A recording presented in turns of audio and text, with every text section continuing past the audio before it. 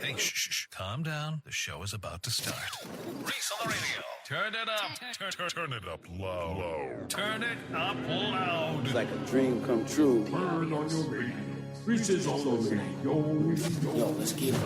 Due to the nature of this program, discretion does not exist. It's Reese on the radio. Right now on WTIC News Talk 1080.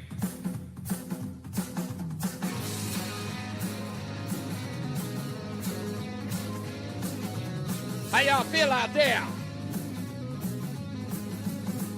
What's going on, all you scallywags, nutmeggers, conversationalists, all hell and the left?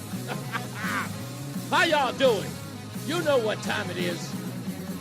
It's Reese on the radio on WTIC News Talk 1080, one of my favorite rap groups. I'm always tempted to say it the way that they do. They used to say, you know what time is it? That's the Far Side out of the West Coast. It's one of my favorite groups. Thank you, Wendy. I'm begrudgingly a Red Hot Chili Peppers fan because I really, really love anybody who can play the bass well, and Flea plays it astonishingly well. Of course, the guys who do the theme song to this very program, The Panics, their bass player, D Snake, is one of my favorites. I love watching him live. I love the band, but I'm a bass guy. And D Snake of the Panics plays the bass so well. And he's effortless. That's the one thing I love about a bass player. He's effortless. He doesn't even like rock out real hard, but the bass is just moves me. I almost feel the bass in any record flowing right through my heart. It's an amazing feeling. So yeah, I totally get the Red Hot Chili Peppers. I got introduced to them in the 90s with Fishbone, of course, Fish. Who else was I introduced to at that time? Jane's Addiction was another band that I was into. Whoever was in a Lollapalooza when it started was a band I was listening to. Also, I have to give a big shout out to a group I loved and I will always love. Even though it was a short-lived a group, and that is, why am I forgetting the name now? It just came to my head. Oh, my goodness. I know. Why am I forgetting their name? It'll come to me. Their lead singer passed away. I saw them in concert, and for the love of goodness, I've forgotten their name that fast. They were right there in the tip of my tongue. Rooster. Goodness gracious. Why did I go blank? I better check my memory banks. I got to do better. Anyway, enough of that. I've got so much stuff to get into today. Allison Change, thank you, Wendy. Why did I forget their name? So much stuff to get into today. And it's a lot of local stuff, a lot of, I would say, national stuff. Nothing really international today. But what I knew was going to happen is happening, and now it's out in the open. I'll talk about that in the second part of the opening monologue. Because I knew there was a weird reason why this guy couldn't stay out of the limelight. And it's because he feels threatened. And I'm pretty sure you guys can figure out who I'm talking about without even having to say his name. And that is Barack Hussein Obama. And Sunny Houston of The View, she let the cat out of the bag on that program. I think it was today. And I'll play that audio for you. And I called it a long time ago. You don't believe me? Go to my Substack. Go to my Substack at reaseontheradio.com. Link onto it, and you can see the article I wrote months ago about how it was always about Obama when it comes to Donald Trump. We'll get into that. But I've got to ask the question, for those of you who have been saying it, thinking it, even confused, and I don't mean just folks on the left, I mean people on the right as well. What say you now about Donald Trump and the world stage? Regardless of the Gaza deal and the Israel, No, I'm not even counting that. I don't even want to count the recent victory of that because that's not over yet. A lot of this stuff, I always say the perception is 90% truth. What people see, they perceive as fact. And we can take Donald Trump going to Israel. We can even go so far as Donald Trump going to Egypt 45 minutes later. And with all of those foreign dignitaries all flying out to Egypt to go be with him, to stand behind him as he signed that peace accord. That should be enough to tell everybody, we were wrong. We were wrong. This guy is not an embarrassment on the world stage. Today, if you had to compare presidents, how well would Donald Trump stand up?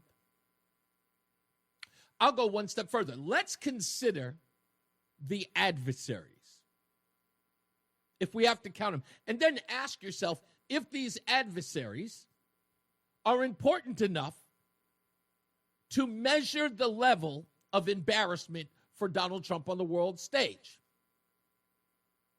Who would they be? The mullahs in Iran?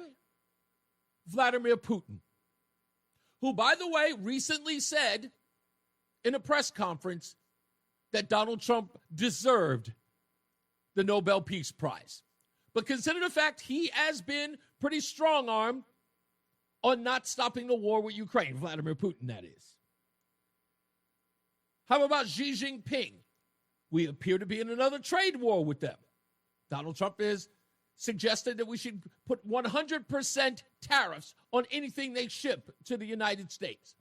That's a contentious relationship. So let's consider those three.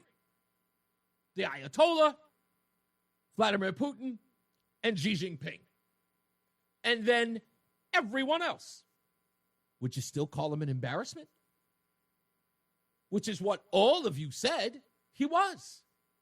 What all of you said he would be. Where are you now? I'm just asking the question.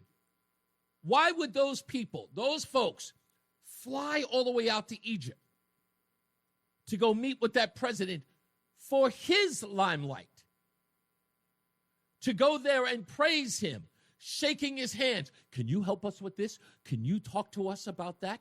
Will you? What was it? I don't even know which dignitary it was. Which world leader was it was begging to meet with Eric and Donald Trump while he was there? I just saw it on X a couple of hours ago. Can you please bring your sons? We are very, very serious. We need to speak to your sons. Begging the President of the United States to assist them and to help them. Pakistan, the folks that were harboring the biggest terrorist ever, Osama bin Laden, this man deserves the Nobel Peace Prize, they said. On the world stage, what, folks? What more do you want? Am I supposed to believe you? Am I supposed to consider you when the actual world leaders are there? What was it, more than a dozen, close to 2 dozen, standing there behind him, singing his praises? Am I supposed to believe you? You make it very difficult to. You make it incredibly difficult to. And you know who's also hurting it? I'll go one step further. Your beloved media. Your beloved media that you trust. No, not Fox News. You hate them. Everything they do is a lie. Remember? I want to go to the places you quote all day, every day. And by the way, I think I have some beef with Wall Street Joe today. I'll talk about that in a minute. But listen. If President Obama's going to write a whole post about a peace deal, maybe he should acknowledge the president that brokered it. Damn! Did Abby Phillips just call out President Barack Hussein Obama? I said, if you're going to talk about it, sing some praises on the man that we all hate. I found that to be a little bit odd. Obama's going to write a whole post about a peace deal. Maybe he should acknowledge the president that brokered it. If this ends, Donald Trump deserves credit regardless of anything else you feel about Donald Trump. I really commend President Trump and his administration, as well as Arab leaders in the region, for making the commitment to the 20-point plan. What? What? Is that crooked Hillary Rodham Clinton? Again, back to you folks. Should I believe you? Should I believe you, his biggest adversary in the last 20 years, Hillary Rodham Clinton, giving him praise? I find that odd. And seeing a path forward for what's often called the day after. I don't trust Donald Trump. There's no reason to trust Donald Trump. But I will, of course, work with any administration that wants to achieve those things. You may not trust Donald Trump, but what has been achieved here so far is something that was not achieved by President Biden, with the potential end of the war and all of the hostages being turned over. Do you agree with that? Should he be commended? Look, I don't think that we should hold in credit where it's due. I commend the people who have been a part of this process. I commend the Qataris, the Egyptians, and the president. Oh, goodness. That must have been like pulling teeth for her. I know you recognize the voice. That there's Kamala Harris. Is there any message you'd like to send to President Trump after the release of these hostages today? Look, I'll thank him. How much credit does President Trump deserve for this deal? I think he should get a lot of credit. I mean, this was his deal. He worked this out. He sent Steve Witkoff and Jared Kushner, over to negotiate this, and it's so far has gone well. Senator Mark Kelly. Hopefully the hostages get released here. Might not be within 24 hours, but certainly I think by Monday. And that's progress. It's a terrific day for the hostage families. It's a terrific day for President Trump, for our national interests. You're right. We don't know how the story ends, but stories are made up of chapters. How can we all celebrate this thing? I mean, you've had human beings held underground for over 2 years and tortured and beaten and starved, forced to dig their own graves and things. Now they can finally come back home. And now everyone should be celebrating these things. Do you give him credit for this? Oh, certainly. I mean, this is an incredible accomplishment, an incredible moment. You have to look at the moment and say just ending the war and getting the hostages home is an incredible accomplishment. It was a long time coming, to be sure, but I don't even need that anymore. I really don't. We all know what the deal is. But because I'm petty, just because I'm petty, and I have absolutely no shame about it, I want to go back. You may have heard in that montage, supercut as we like to call them here on the show, that people were giving credit to Jared Kushner and giving credit to Steve Witkoff. I want to take you back to Adam Shifty Schiff when he was talking about Steve Witkoff and his appointment as the negotiator by Donald Trump. Again, you guys echoed this. When he ran into Donald Trump in a deli in New York, and Trump was out of money, and he basically bummed a ham and cheese sandwich off of Steve Witkoff. Witkoff bought him a ham and cheese sandwich. Well, apparently that was a real bonding experience. So if you want to get on the president's good side, buy him a ham and cheese sandwich. Anyway, after that, they started playing golf together. And you might ask, what better qualification could you have to be an envoy to the Middle East and Russia than a ham and cheese sandwich, real estate development, and golf?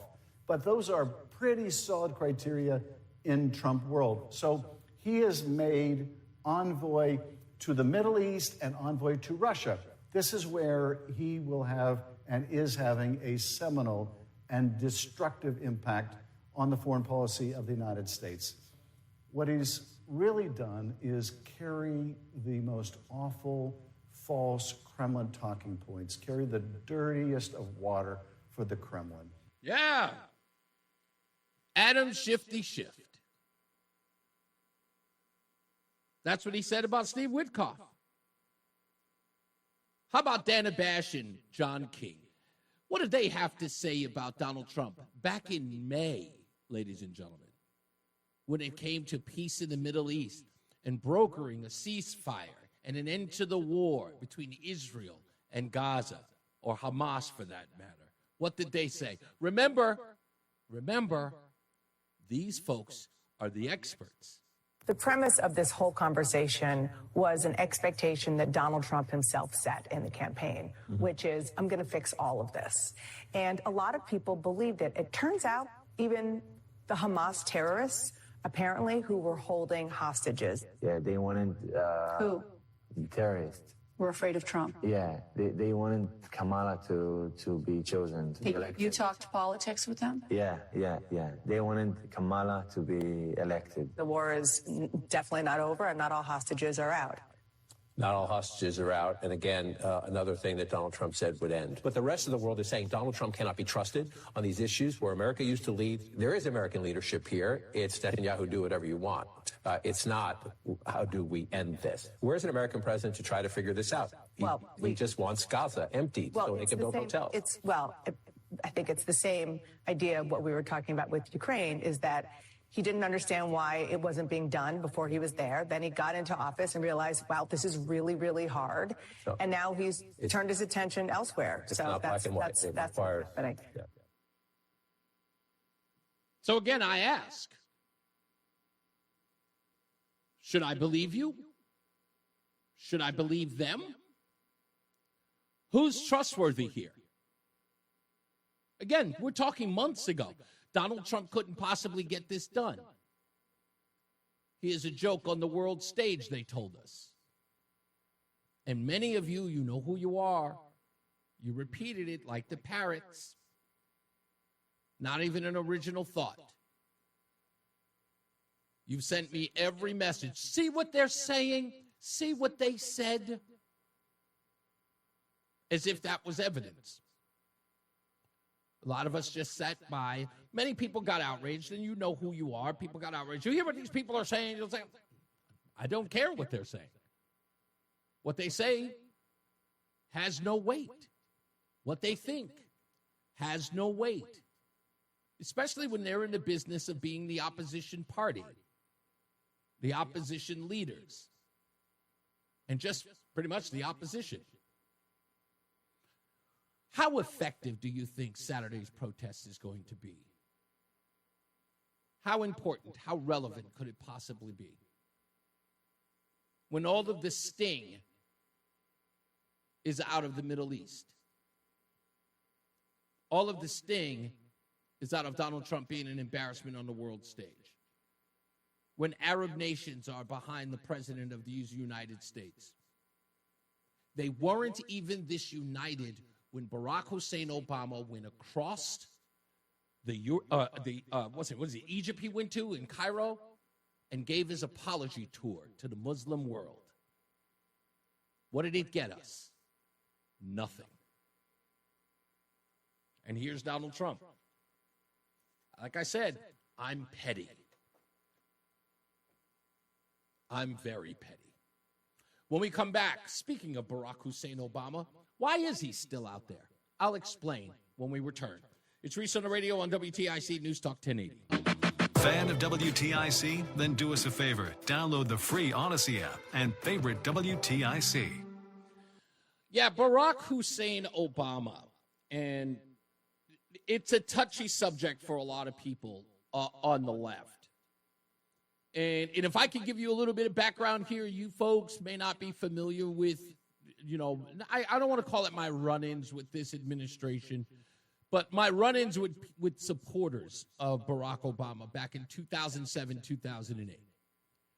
And back then, in the past, people were 100% bewildered by my point of view. And it wasn't just the usual suspects. It wasn't Black America. It was every America. And I get it. I understand that there was this sense of hope and renewal in his campaign. But I couldn't get there. I just couldn't. I wasn't being, again, and it wasn't to be contrarian for the sake of. I just couldn't get there. And there was something about it that was really, it was angering me. And it wasn't about him. Even though everyone wanted to make it like, I remember a girl I was dating much later on said to me while he was in office, "You are jealous of him." I mean, she said that to me. I mean, we're involved in a relationship. She was a white woman, of course. But she said, "I know what your problem is. You're jealous of him." And I went, for what? And of course, the obvious thing would be, he's the president of the United States. How could you not be? He's the leader of the free world. And I went, no, like that wasn't even a thought. I was really concerned with who he was, what he believed, and how he viewed America. And every time he opened his mouth, it was just the wrong point of view. It just defied logic. And I had to push back on this guy every chance I got. But people could not stop being mesmerized by him. And they didn't even understand how racist it was. He speaks so well. Yeah? He went to Harvard. Do you think that they let old dirty bastard into Harvard? Is that what you think comes out of a Harvard education? Like, do you think that, like, what do you think comes out of a Harvard educated African American? Right? Do you think you're going to get a lot of, yo, my man, it is what it is? Like, do you think that's what you're going to get out of it? So what are you telling me? He speaks so well. and the people who were saying it were of all stripes. And I would look at them and I go, do you not hear yourself? And then they would justify it as saying, well, you know what people think of us or of them or whatever. So? This is not an excuse. And with all of that, here's the thing, and I always laughed about it. I always said that you guys appear to be putting every angst, ailment, anger, whatever it is, you seem to be putting it on his back. While Barack Obama never, ever took up the mantle. Imagine this. Imagine a world telling you that you're a superhero and you never using your powers. And then would ask, why don't you ever use your powers? You're a superhero. He responds by saying, why would I do that? I'm just human.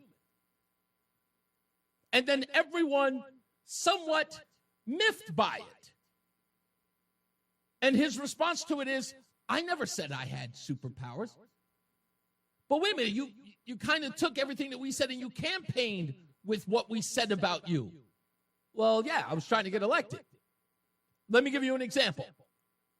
Everybody used the mantra that Barack Obama was the first black president and his election would create a post-racial United States.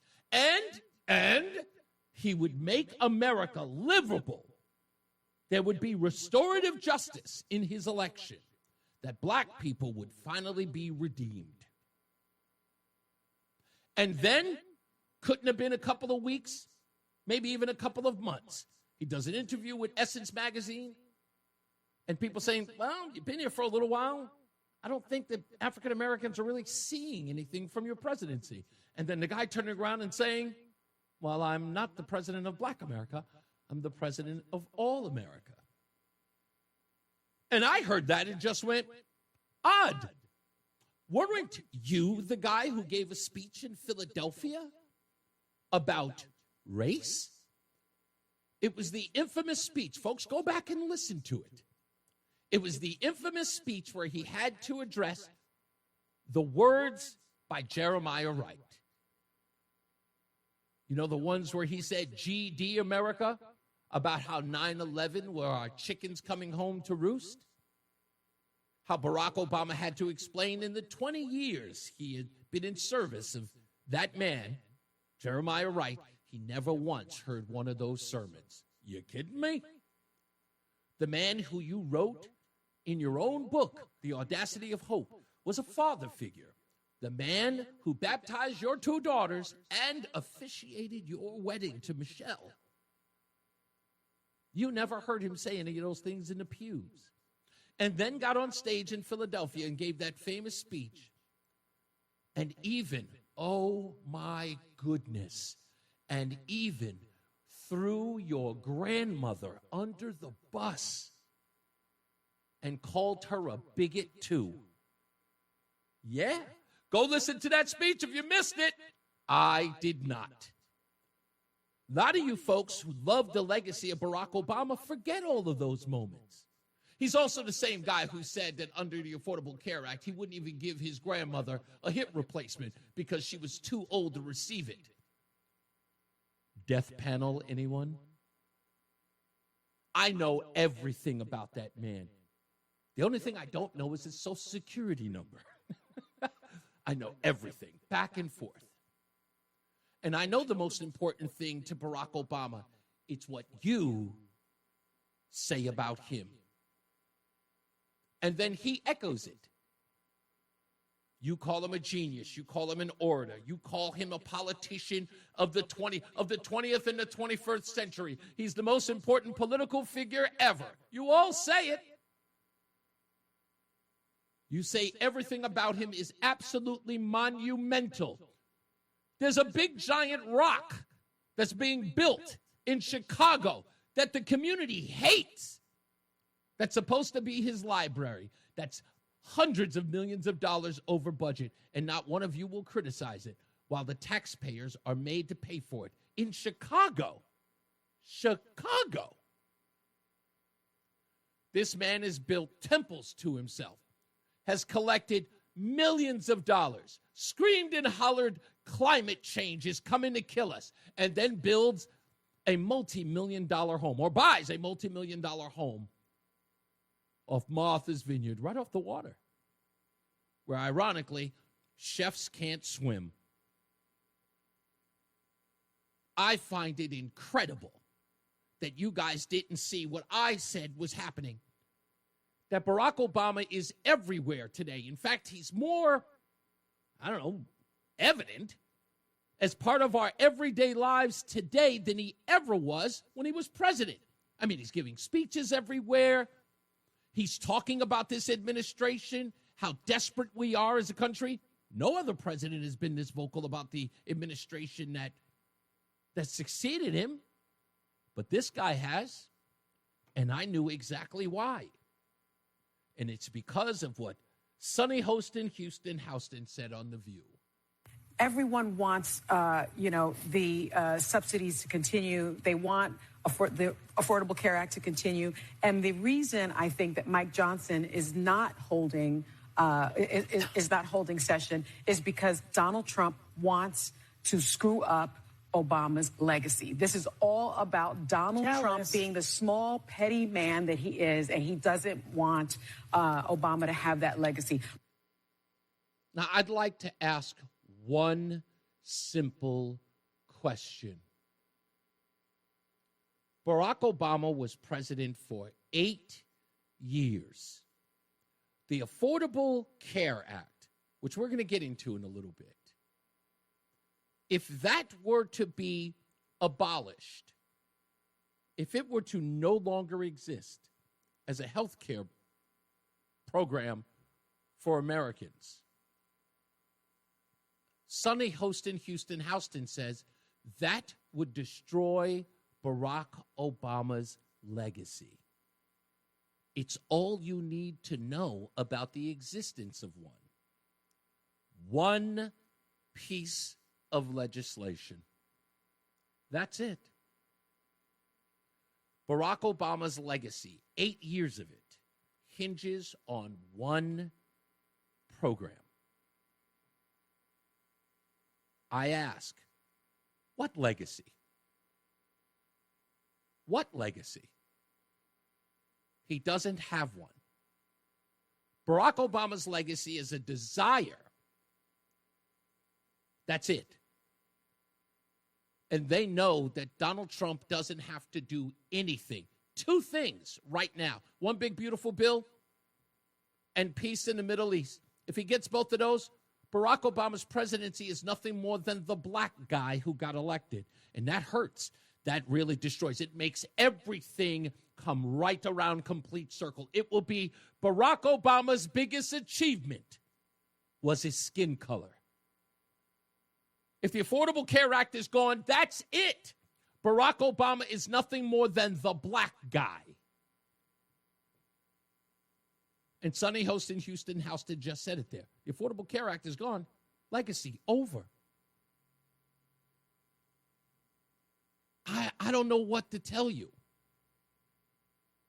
Especially now that we know that in 2009, when he got the Nobel Peace Prize, and everybody's saying, wow, he got it in 8 months. It turns out it was just 11 days.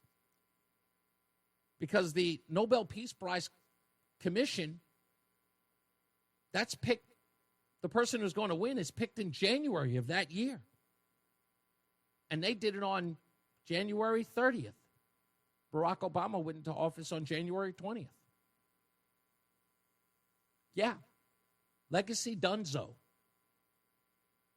That's what they're afraid of. And it exposes the Democrats for exactly who they are. Hollow. Don't leave it to me. I'm just trying to tell the truth. And if you want to counter that, you can. 860-522-WTIC. If you can tell me he's got legacy elsewhere, please, I'd be happy to hear it. We'll be back. It's Reese on the radio on WTIC News Talk 1080. It's Reese on the radio on News Talk 1080 WTIC. I want to say that you folks in the chat room, you're so damn cruel. Someone says, you know that Barack Obama doesn't have a Social Security number. That's just cold. That's just messed up. Yeah, I didn't even understand that, Matty O. He's talking about when Barack Obama was on Michelle Obama's podcast. He said having a gay man in your life is really good. If you have a wife and you want to send her out without actually going out with, well, that's horrible. He didn't say all that.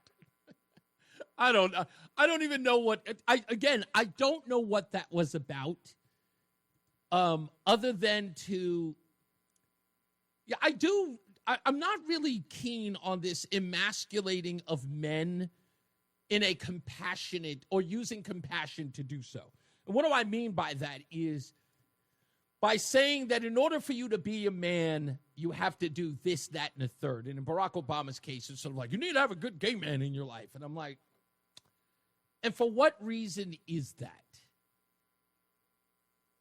I mean, when I was growing up, I thought that, that we were often told we needed to find our feminine side or relate to our feminine side, which I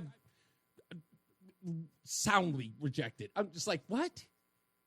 And what does that mean? It's like, well, we have to learn to cry. We know how to cry. I mean, I remember crying quite a bit when I was a kid. I knew how to cry very well.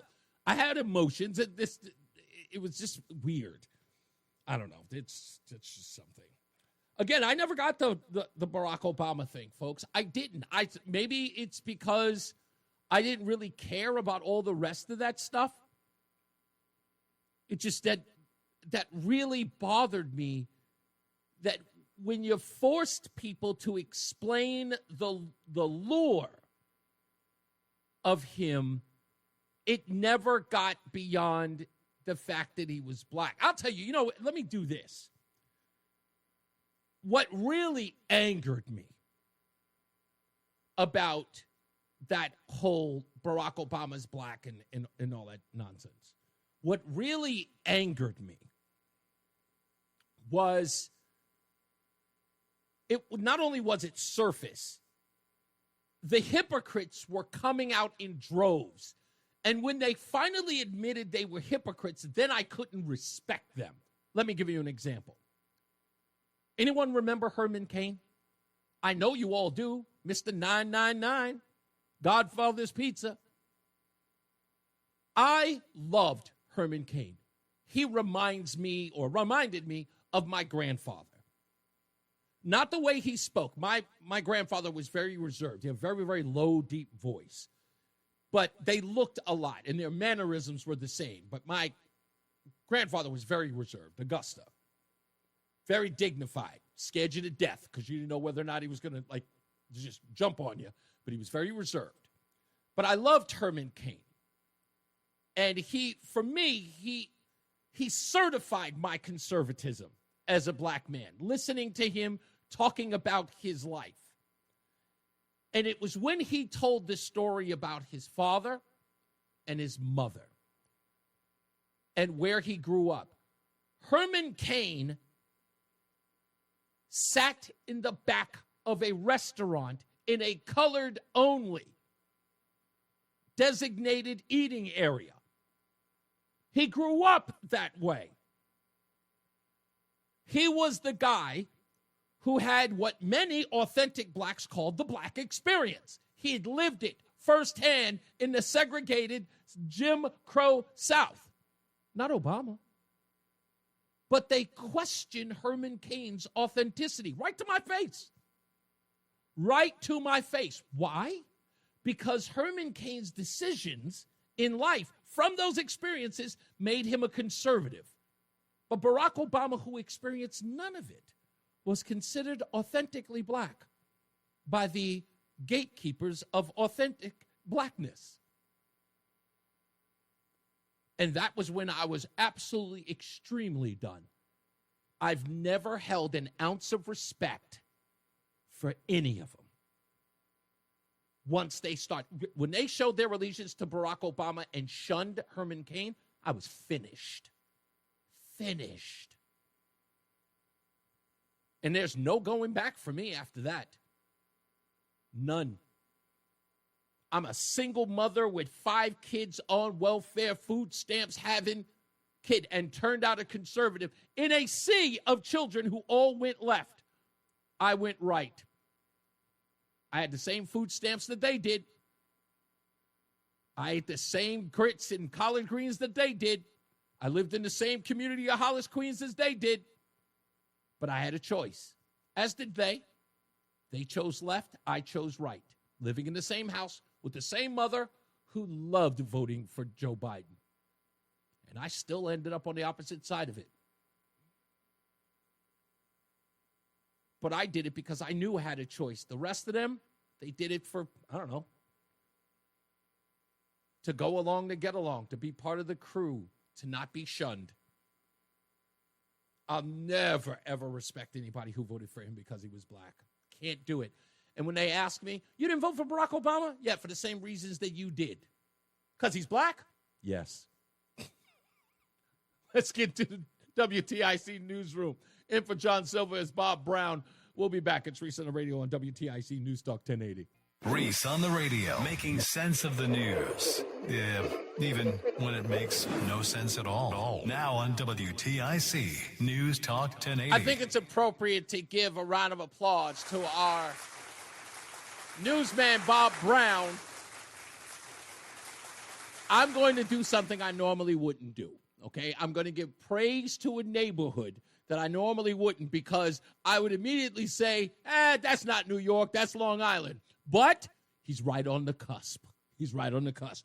Give it up for Bob Brown, New Hyde Park's very own. You might as well be Queens. Bob, just tell everybody you're from Queens. New Hyde Park. They won't know. I'll vouch for you. I spent a lot of time in New Hyde Park. It's right near Elmont. That's where my brother lives now, in Elmont. He bought a house out there. Bob Brown. I love it when he's here. Thanks, Bob. Let's get to some headlines.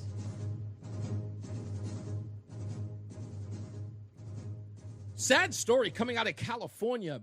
Former presidential candidate and Utah Senator Mitt Romney's sister-in-law, Carrie Elizabeth Romney, was found dead near a parking garage in Valencia, California. Authorities responded to a call on Friday night to reports of a dead woman near a parking garage. The woman, later identified as the former senator's sister-in-law, either jumped or fell off a 5-story structure near Valencia Town Center Mall. And she was 64 years old. I haven't heard anything new yet, but I will check on it on any other stories. This is another story that will be a part of Wacky Whitey. We'll get to that. You may know that ALEC Baldwin and his brother Stephen, they crashed their SUV into a tree in East Hampton, speaking of Long Island, Bob, on Monday. It's unclear of who was driving. We do know now it was ALEC Baldwin who was crashing, who crashed the car. And TMZ has obtained photos of the crash. We now have video of that, which we will show. In fact, I can show it in a minute. In fact, let me see if I do have it here. Here is ALEC Baldwin talking about the crash and I guess the events as it took place. It turns out that ALEC Baldwin is lying about the crash. But this morning I was in this car accident. A guy cut me off in a truck, big garbage truck. I mean, a garbage truck the size of a whale. I've never seen a garbage truck. It must have been something commercial for like taking away material from construction or something. It was the biggest garbage truck I've ever seen. Anyway, I won't go into the details now and bore you, but to avoid hitting him, I hit a tree. I hit a big fat tree and crushed my car. Yeah, so I'll explain that in Wacky Whitey today because it isn't, the Wacky Whitey story isn't about that. You're going to have to pay very close attention to your ears on this one. I'll explain it to you in a little bit. Stand by for that. Also, Zoran Mamdani appears to be in a little bit of trouble. His campaign quietly took nearly $13,000 in potentially illegal foreign donations, including one from his mother-in-law in Dubai, the New York Post has learned. At least 170 of the nearly 54,000 contributions to the leading Democrat candidate's campaign have come from donors with addresses outside of the United States. An examination of the New York City Campaign Finance Board records found that only U.S. citizens are supposed to and permitted to legally and legal residents are allowed to contribute to political campaigns and political action committees under federal, state, and city law. And the candidates are expected to return any illegal donations. Violators who knowingly accept foreign donations could face hefty fines and imprisonment. So, yeah, it appears that he may have done that, so he may have to give the money back. Why would, I don't know. I don't even understand why they would do that. Now, for the stupidest thing I read today.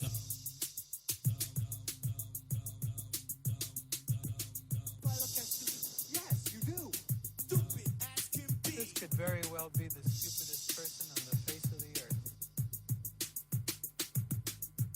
Leticia James, or better yet, the New York Times. You might not know this, but the New York Times is a leftist publication who often runs interference for Democrat operatives, no matter where they are. And of course, if they're in opposition of Donald Trump, they go double time.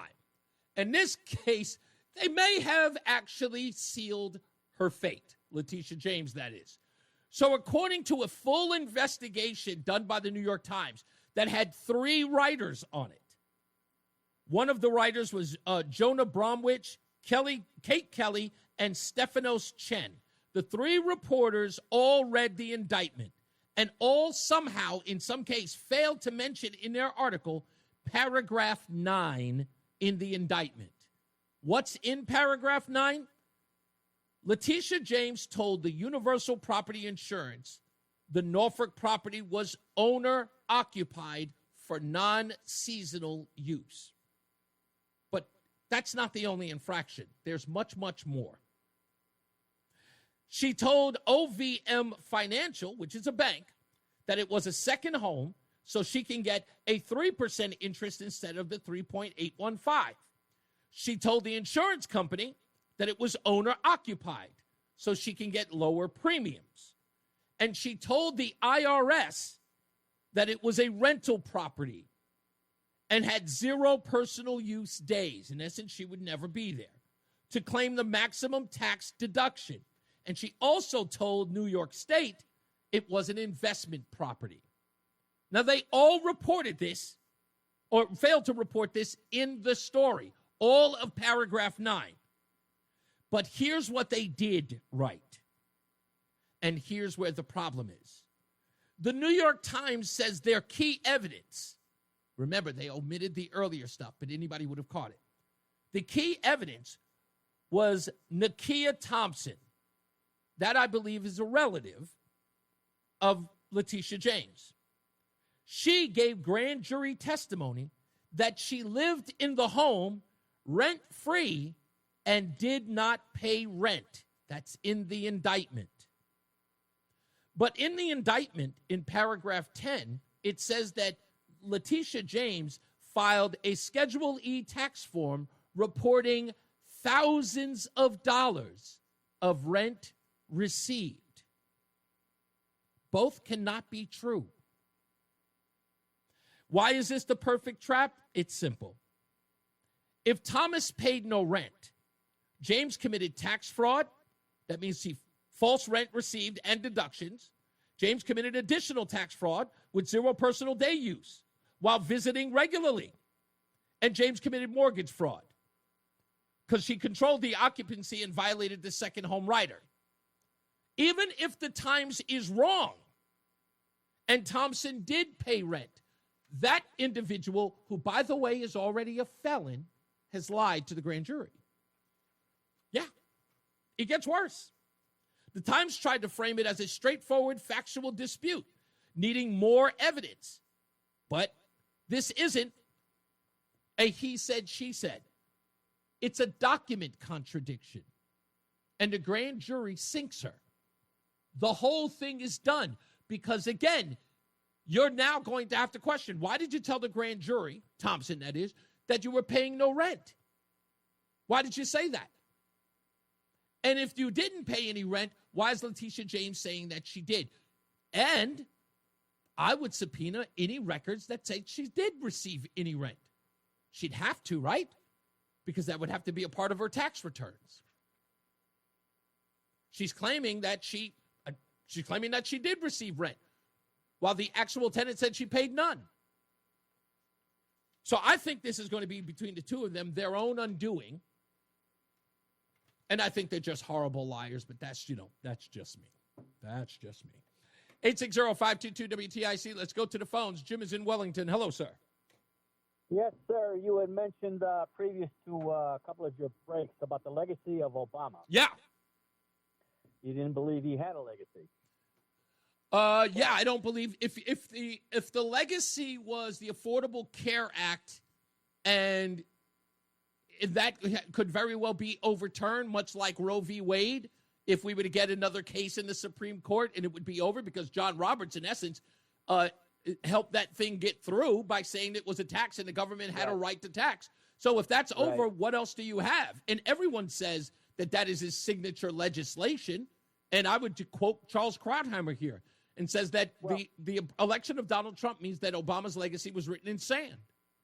Yeah, well, Obama's legacy, in my eyes, is the destabilization of America because of his foreign policy concerning the Middle East.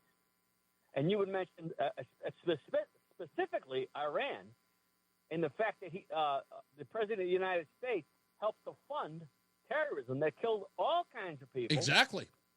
Created all kinds of new terrorist organizations that then killed more people. Yeah. Paying them back for paying. That was the interesting part. Dropping off a pallet of cash after all of the wrongdoing of the mullahs, after all of the wrongdoing of Mahmoud Ahmadinejad, and then saying that and trying to explain to the American people that this was money that we unjustly seized and we're just paying it back, knowing that they were going to use that money. And let me add something else to that one point. Obama went across Europe and Middle East, destabilizing the achievements of this country. That's right. The apology tour. Apologize. It's funny how you apologize for numerous things about the sins of America. And never once mentioned what this country did to rebuild Europe and to protect Europe and to protect Israel, just a bunch of people. Do you remember his famous line, Jeff? I mean, Jim, do you remember his famous line? Oftentimes, America has acted arrogantly. Yeah. Well, you know what? That's all well and good, but here's where I'm going, and this is the brilliance of Donald Trump. Obama spoke to all the same people, mostly the same people, but leaders from the same countries anyway. Sure. And said all those things. And Trump has done the same exact thing with maybe new leaders, but the same countries, basically, and completely turned around. Trump has exposed the UN for what it is concerning Israel in the Middle East. He's exposed the UN and the policies of Obama concerning what the money that the UN spent for Hamas, or Hamas just grabbed it. And somehow Trump has been able to get both Arabs and Israel to agree to disagree, but to also come together for the better good of the area. Right. And the last thing I'll say is the only thing Obama did for the Middle East and for Europe, but for the Middle East specifically, was guarantee there'd be chaos and terrorism. And Trump turned that thing on a dime. Yep. And you started your show, and I'll end with this, and thanks for the time. You started your show with where does Trump stand in a pantheon of leaders? Sure. Right now, in my lifetime, the best president I've ever looked at or considered, and in the pantheon of leaders, he's right up there. He's neck and neck, my friend. He's neck and neck with some of the greats. I'm not going to lie. And I think I'll say this so much. It's not just, and it's interesting because we're talking about Barack Obama versus a Donald Trump. And I will say this, is that Barack Obama as a legacy candidate in the sense of he was transformative, but again, for the most ridiculous of reasons, his skin color. Donald Trump being what, many people will call the traditional white man as being president, he has been absolutely culture-changing and transformative in foreign policy and domestic policy. Well, let me close with this. If you can give me another 30 seconds, let me close with this. If you took a Barack Obama, Bill Clinton, Biden, and Trump, and then wrote down what their major accomplishments were, I could say that even though I disagree with Mr. Clinton, he left office. The country was in the black. He was forced to move to the middle. We know what happened when he did that with the contract of marriage, et cetera, et cetera, et cetera. And then you've got Trump and the other two.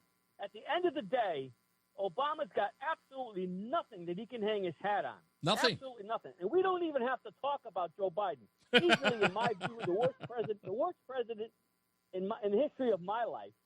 Yeah, I think in order to even be considered, you'd at least have to be present. And now we know he wasn't. Well, It might have been better. He might have been better if he embraced the fact. I said on your show a long time ago when he was hobbling around, maybe he should get himself a campaign cane and he should put notches in it or whatever. And embrace your frailty. Yeah, exactly. Because then he'd at least get some sympathy. Thank you, Jim. I appreciate you. All right. America does have sins that have not been acknowledged. I mean, I can go to plenty of countries that have sins that have never been acknowledged. And let me address what Bob J just said in the chat room. And this is exactly the type of nonsense that I'll put this way, unserious people make this argument. Very unserious. It is commonplace to put down America.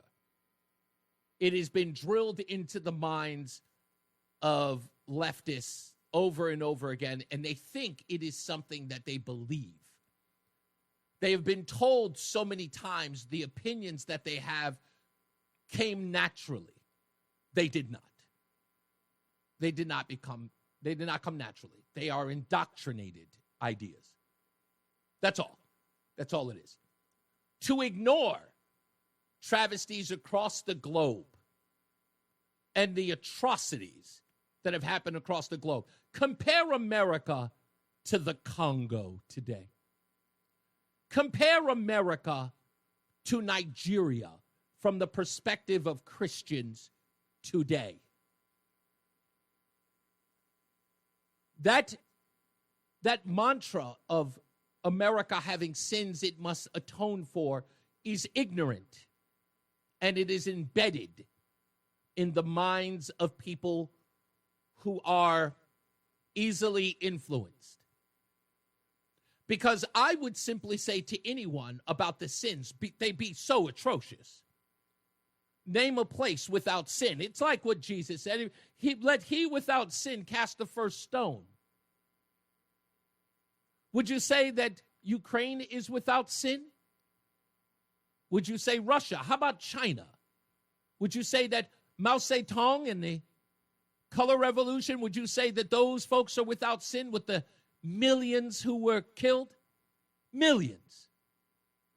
Would you say Stalin was a stellar human being? How about Lenin? Would you say that the countries that they ruled over, that, you know, they have atoned for their sins? I mean, if we were really to measure up, and again, I would always say, I look at this in a very, very simple way, and it's easy. It's easy to discern. With all of the countries in the world, name the one everyone's trying to get to. And in Bob Jay's view, they're all trying to get to the place where sins have never been accounted for. They all wish to come to the place that is not atoned. Quite interesting. And when asked why do they come here, it's for things like opportunity, religious freedom, freedom of expression.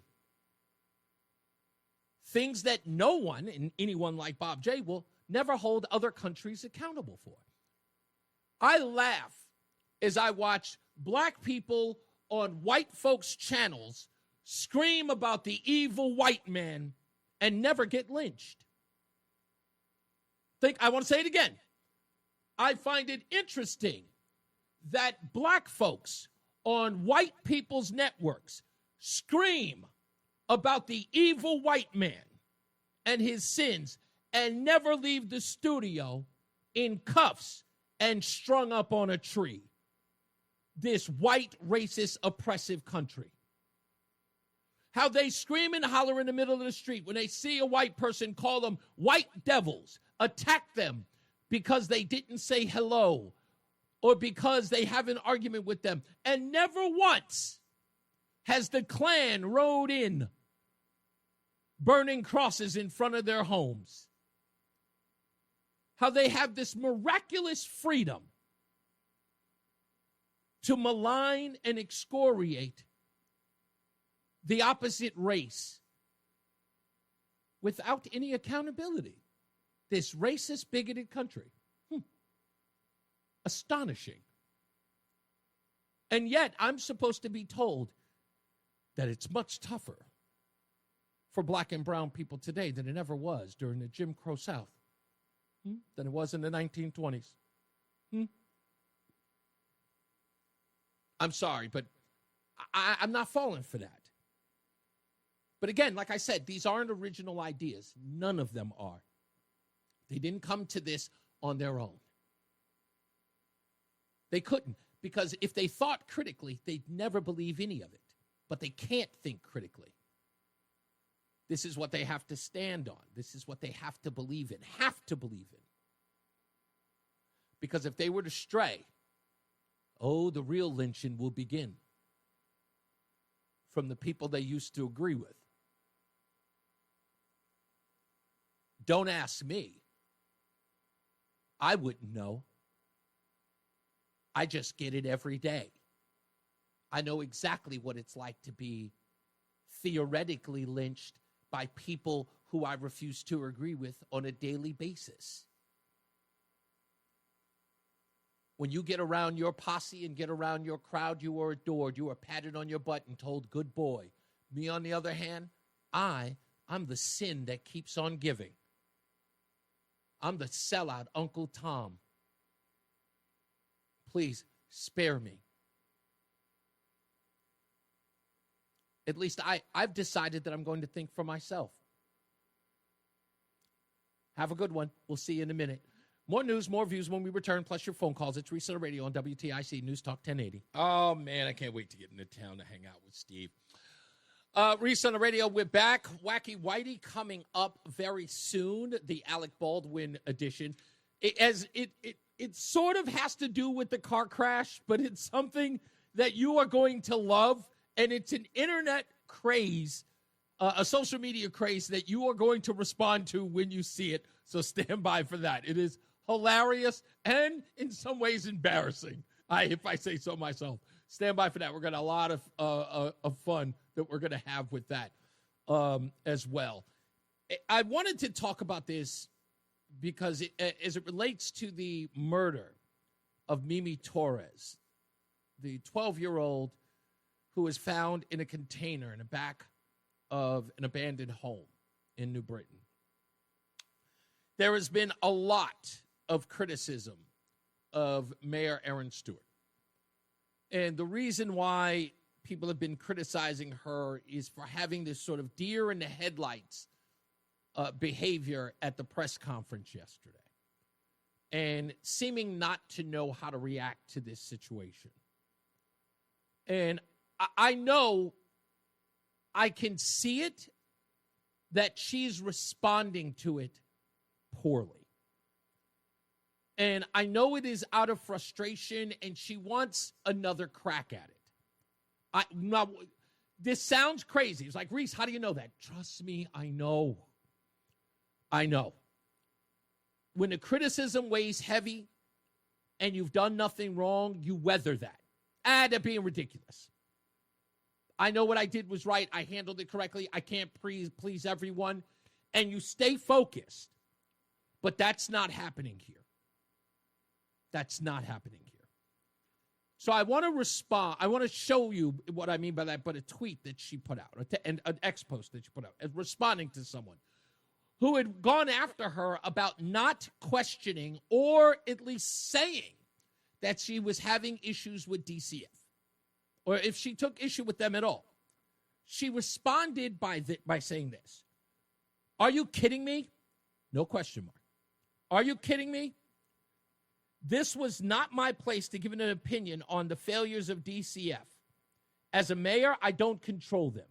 If the press wants to ask me about that separately or privately, then I can, and I'll give my opinion. Discussing a heavy and disgusting case about the abuse and neglect and ultimate murder of a 12-year-old girl is not the time to add my opinion. Get out of here. Okay.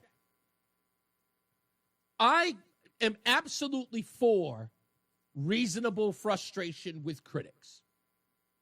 This is not how you do it. It isn't.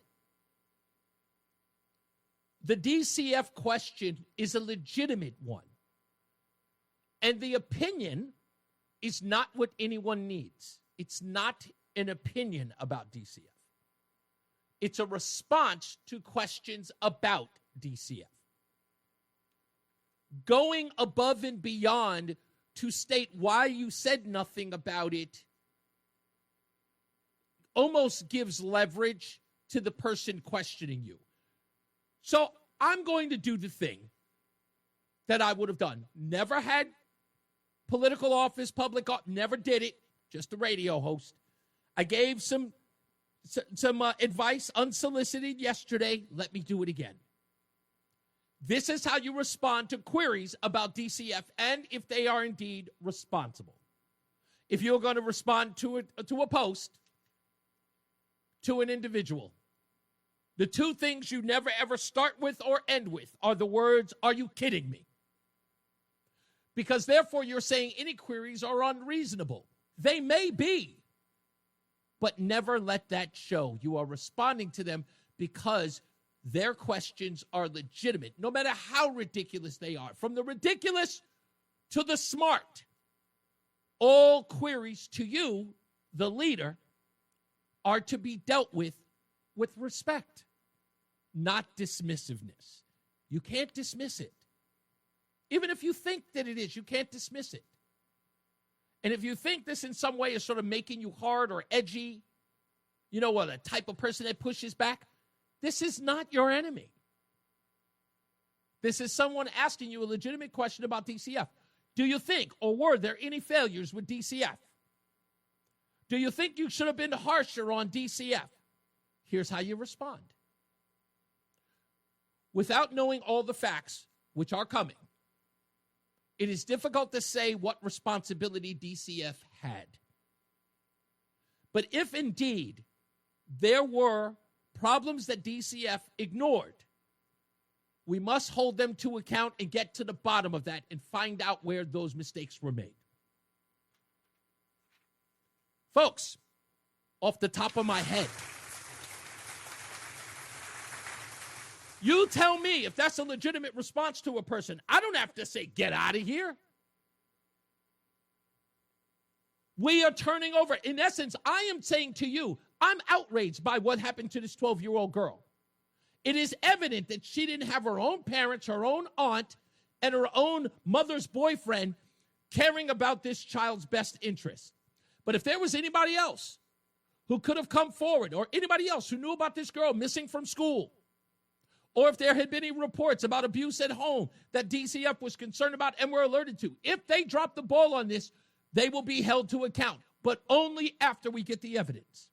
That's what you tell them. You are stern in getting the information and letting them know I am on top of it, and when we find out who's responsible, we are going to hold them accountable.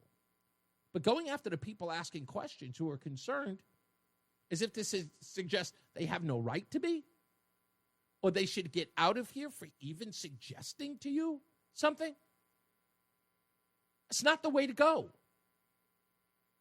at all. You've got to be, you just have to be consistent with who you are as far as your character is concerned. That you are outraged by this and you want to get to the bottom of it. Having these cheesy little back and forth, stupid rivalries or, back and forths with some person you disagree with or you think is sort of out of whack. No. Consummate professional. That's your job. You're running for governor. You're running for governor. Now, I'm not saying that this is going to come back to bite her. But the governor, if you really think about it, Lamont has said nothing. And you think about that. You want to take his place. This is an opportunity. If we're being real here, and I'll play makeshift campaign director. Okay? I'll play makeshift campaign director for Aaron Stewart. If I'm your campaign director, this is what I would be telling you. Hey, Lamont hasn't said anything about Mimi's death. Hasn't said anything about her murder. I got to be honest with you. If I'm you and I'm running to take his job, I've got to show the leadership that he lacks. Let's put out a statement about this.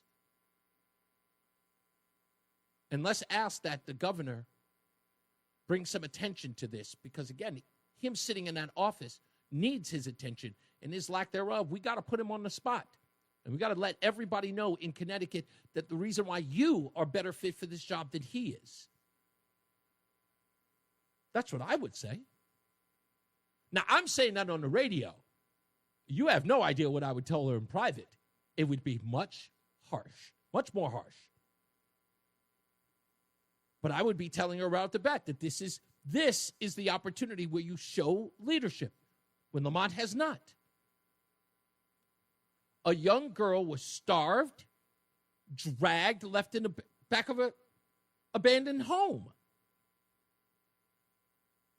She had gone missing since if they're right, maybe had been dead since last fall. This could very well be a national story. You've got to get in front of it. And the governor has not.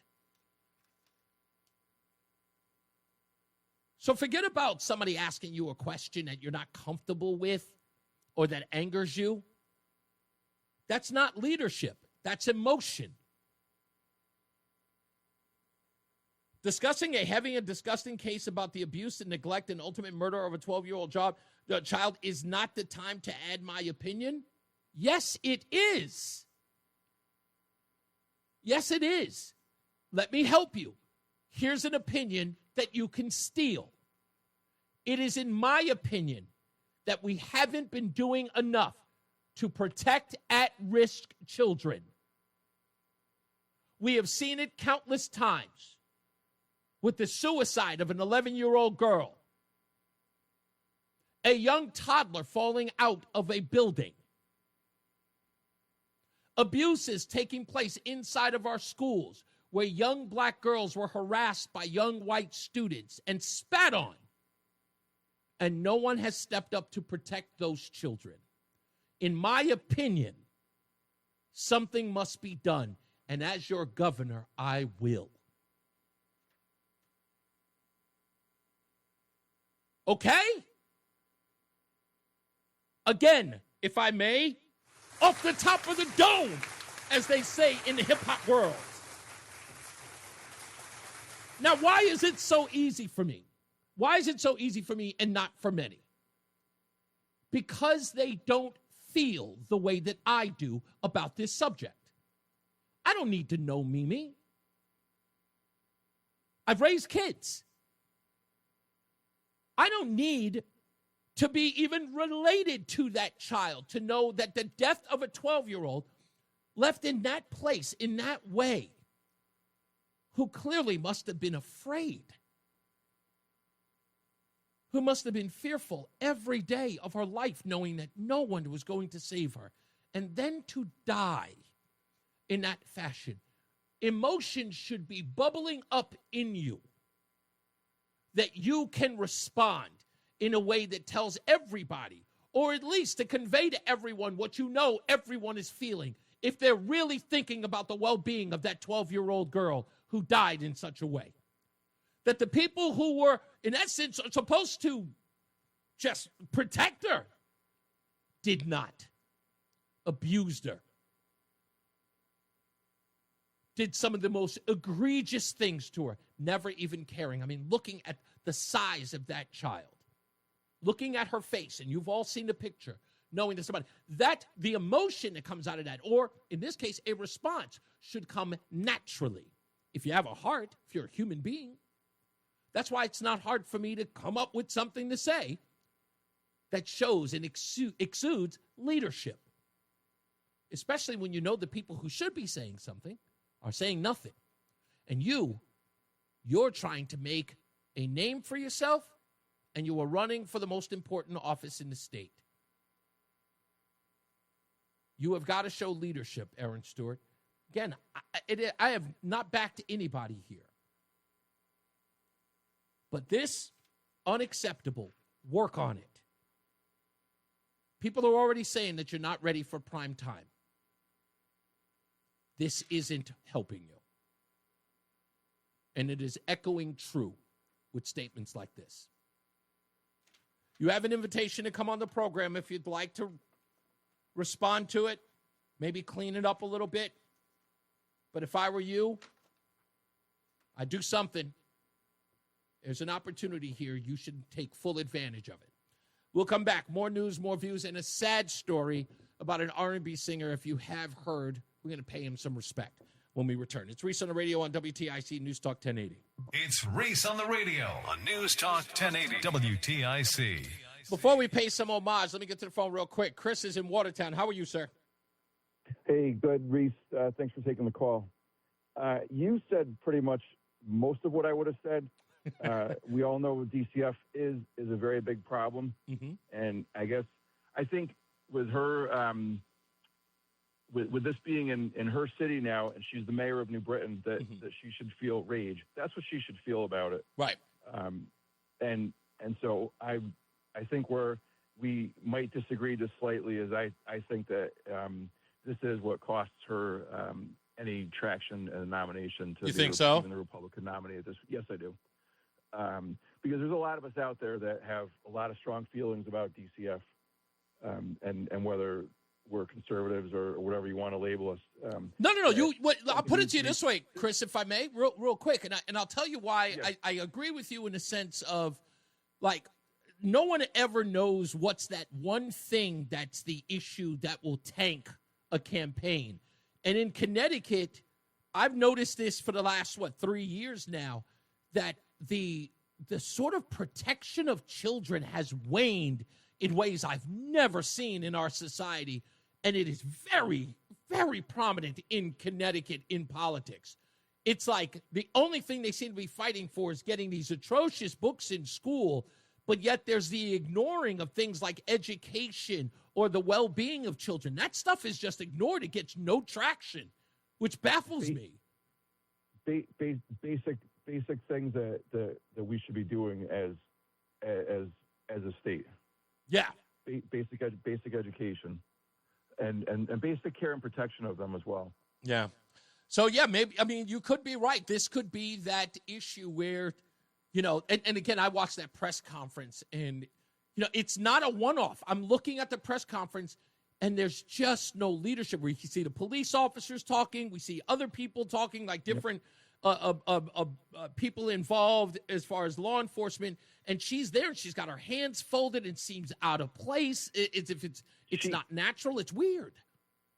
She has good script and she has good social media, but my concern is that when it comes to making a hard decision and having to do it in I don't want to say in a split second, but having to do it with very little time to prepare. Yeah, she's not going to be able to do it. It doesn't come off natural.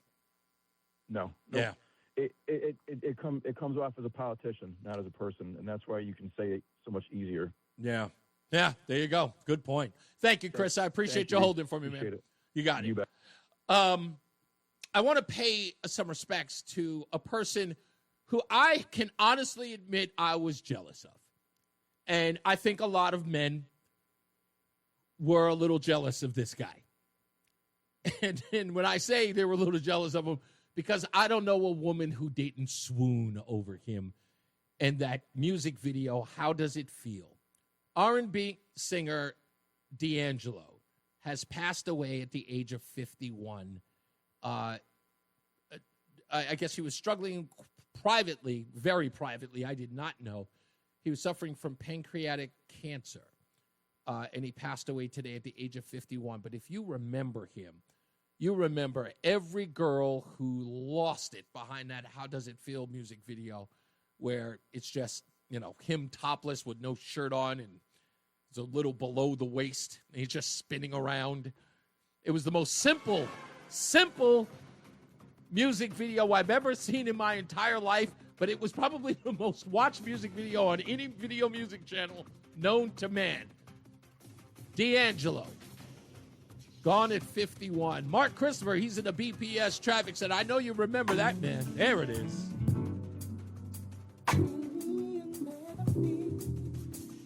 Yeah, he was smooth, man. Damn, he was smooth.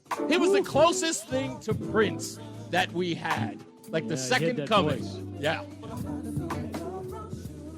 There you go. That's Roland's song right there. Great song, Roland. Good choice. Oh, yeah. Yeah. Rest in peace, DiAngelo. Yeah, that's pancreatic cancer. You don't want to get cancer, but that's the one you don't want for sure. It's so sad. 51 years old. Yeah. DiAngelo, great R&B singer. Yeah. Reese, thank you so much. It's Reese on the radio. And don't say we didn't warn you on News Talk 1080 WTIC. I know that we normally do between rounds. I'm just going to wait until the next break. Because this was something that was hanging heavy on my head roughly about 10 o'clock last night. And I was going through this. And today I'm just going through my phone during the break, just saying, hey, if there's any breaking news going out there. And last night, the first time I was ticked off and I said, you know what? Maybe I'll say something about this tomorrow. But then I said no, because then it would be like piling on and I would be mean. Let me just tell you what happened last night. So last night I'm reading the story about Mimi and her passing, and then they had finally found the boyfriend, and he was in custody, and they were finally showing the first pictures of him and all this stuff. And then a report was going on, was talking about the grandparents. And I think the grandfather, who they had spoken to, could only speak Spanish, and he was crying as he was saying, my baby, my granddaughter, whatever the case was. So, again, I was immediately just going, you know what I was going to say. A lot of you are saying the same thing. I'm not going to do that here. So then I go on my Facebook page, just people are making comments, so I'm just looking at them, see if there's anything relevant, maybe somebody's saying something. And I get to WFSB's page, and they're showing the mother, Jacqueline, as she enters the courtroom. And this is the WFSB headline. Watch the unedited court video of 3 people facing a judge for the first time on the case of the murdered 12-year-old girl on WFSB. But the top of that page, it says this. Jacqueline's, the mother, Jacqueline's family packed the courtroom on Tuesday.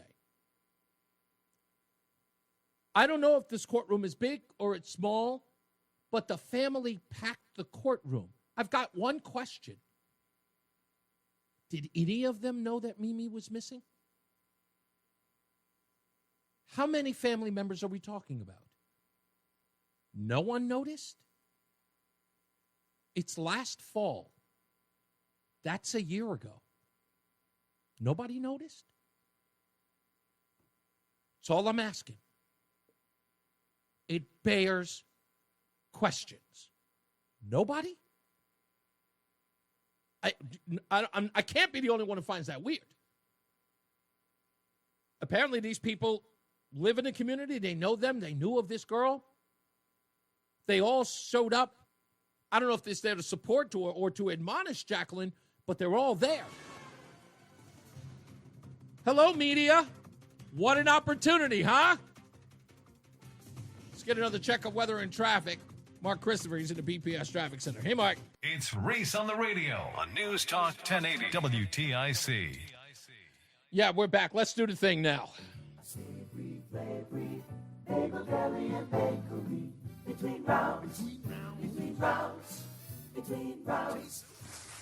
And congratulations goes to Noreen A. of Broadbrook, Connecticut. She is the recipient of today's dozen bagels a month for 6 months, courtesy of Between Rounds, the Bagel Bakery and Sandwich Cafe located in South Windsor, Vernon, and Manchester. Don't forget, you can also help out Connecticut Food Share by purchasing a Becca, which is a bacon, egg, and cheese, chipotle, mayo, and avocado sandwich on a bagel. 50 cents. Every one you buy, the Becca that is, 50 cents will go to the Connecticut Food Share. So when you go down there, go pick up a Becca. It's that time, and we'll get to the phone calls in a second. So you all know the story. Alec Baldwin was driving in his wife's car. I think it was a Land Rover or a Range Rover. I can't tell which one. It's a nice vehicle. Was driving in a Land Rover, and they crashed into a tree.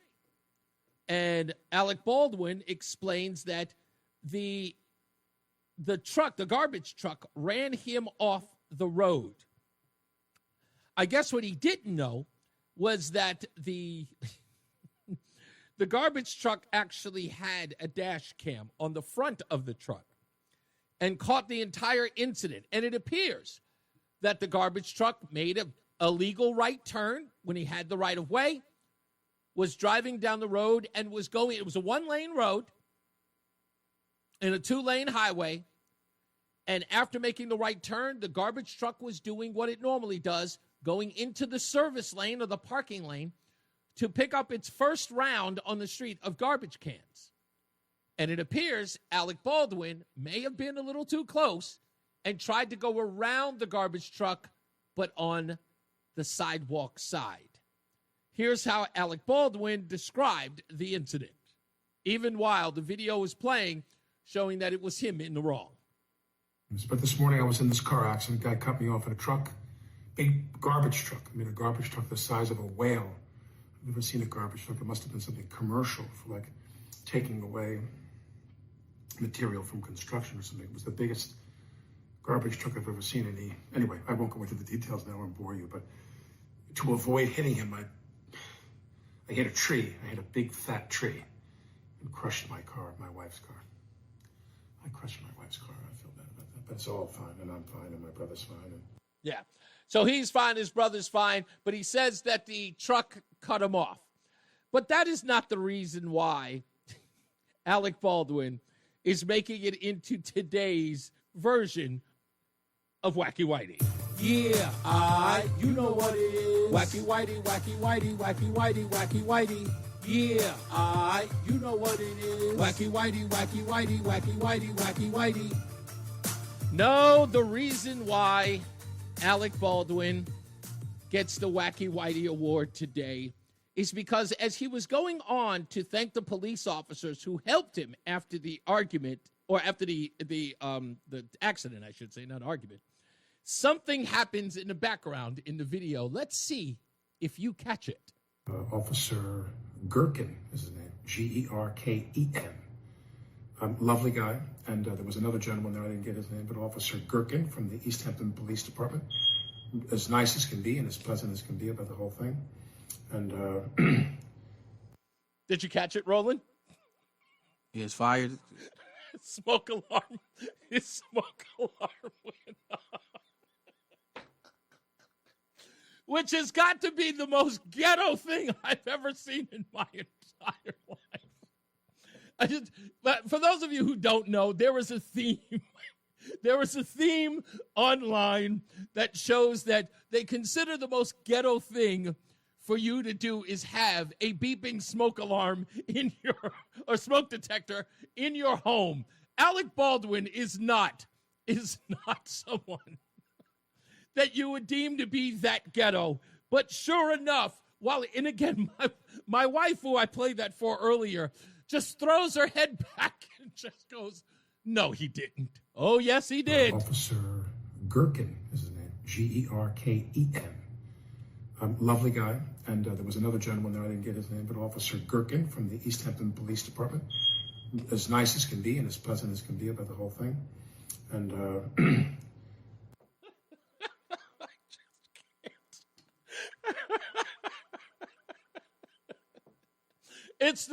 I'm sorry, but I was doing it came out of nowhere. I was just watching the video and it popped up out of nowhere and I went, oh, that's horrible. That's just horrible. My wife is upset in the way that a wife can be and would be upset. And that is, the first thing she said was, why is it that people do not understand how dangerous that is? I, of course, wanted nothing to do with that discussion. It was just, how do you live in a house? Alec Baldwin, and this is the part that comes from me personally, okay? Knowing Alec Baldwin, folks, you all have sort of, like, vicariously through the media have had a run-in with Alec Baldwin. It's like you know him, right? Think about this, okay? Think about this reasonably. Alec Baldwin appears to be angered by the simplest slight. He seems to be constantly annoyed or aggravated. Are you telling me that beeping sound going off at the same time over and over again has never, ever irked him to the point where he changed those batteries? It was not an annoyance to him, that listening to that, he didn't go, like, I'm surprised in the video he didn't look up and go, change that damn battery. I'm completely flummoxed by it. Officer Gherkin is his name, Gerken. Lovely guy. And there was another gentleman there, I didn't get his name, but Officer Gherkin from the East Hampton Police Department. As nice as can be and as pleasant as can be about the whole thing. And he just acts like he wasn't there. It's the funniest thing. Let's go to Sean in Meriden. Hello, sir. Hello. Just real quick.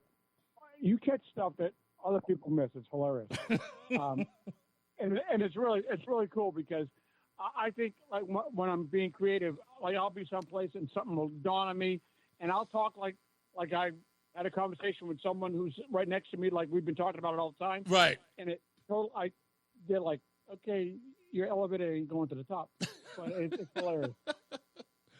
What do you got for me, Sean? Did you hear this recent thing with the Middle East peace accord, in which Biden, yes, and his Secretary of State Antony Blinken, yes, took credit for it? Yes. It isn't worth, I'll tell you this. The reason why I didn't go into it, because, again, as petty as I am, I didn't even want to go after them. This is, if there's anything that you can get from what Joe Biden said and what Anthony Blinken said, is this. And I would even go so far as to take what Jake Sullivan said, the former national security advisor, as complete opposition to Anthony Blinken and Joe Biden.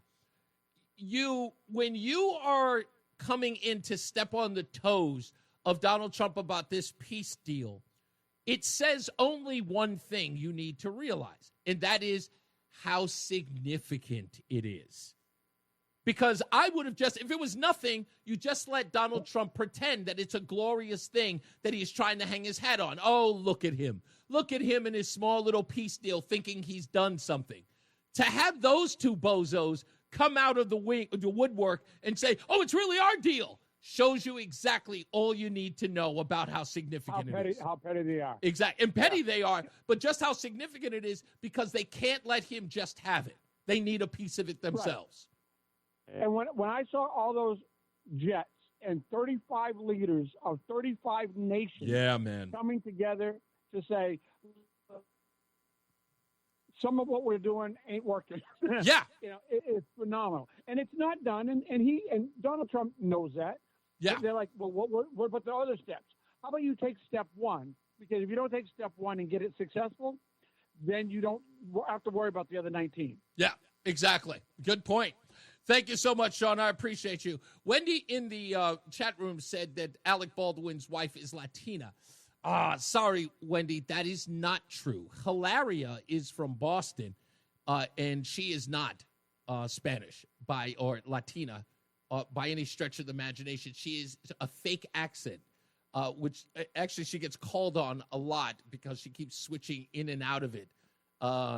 She is a faux Tina, if anything. She's not Latina at all. Sadly, my wife is she's screaming about something.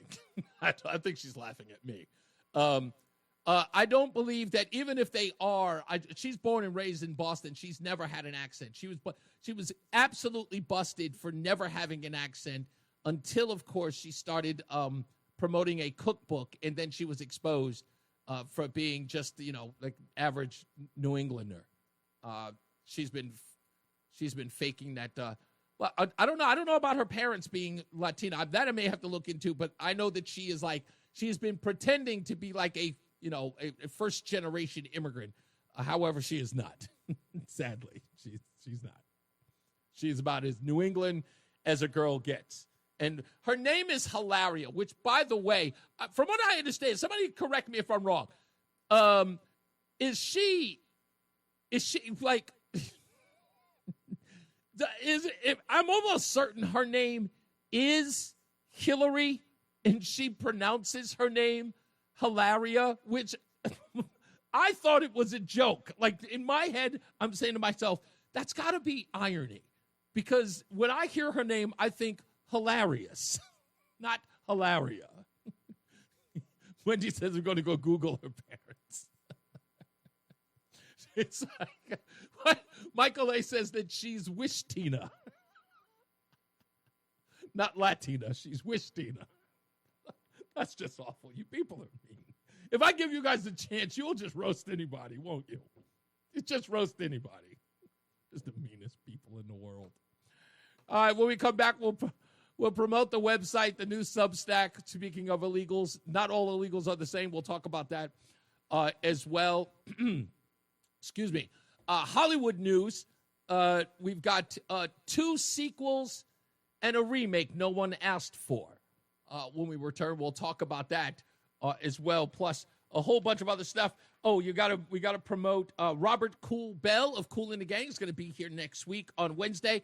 Friday, we've got Larissa. Why am I forgetting her name? Actress. Why am I forgetting her name?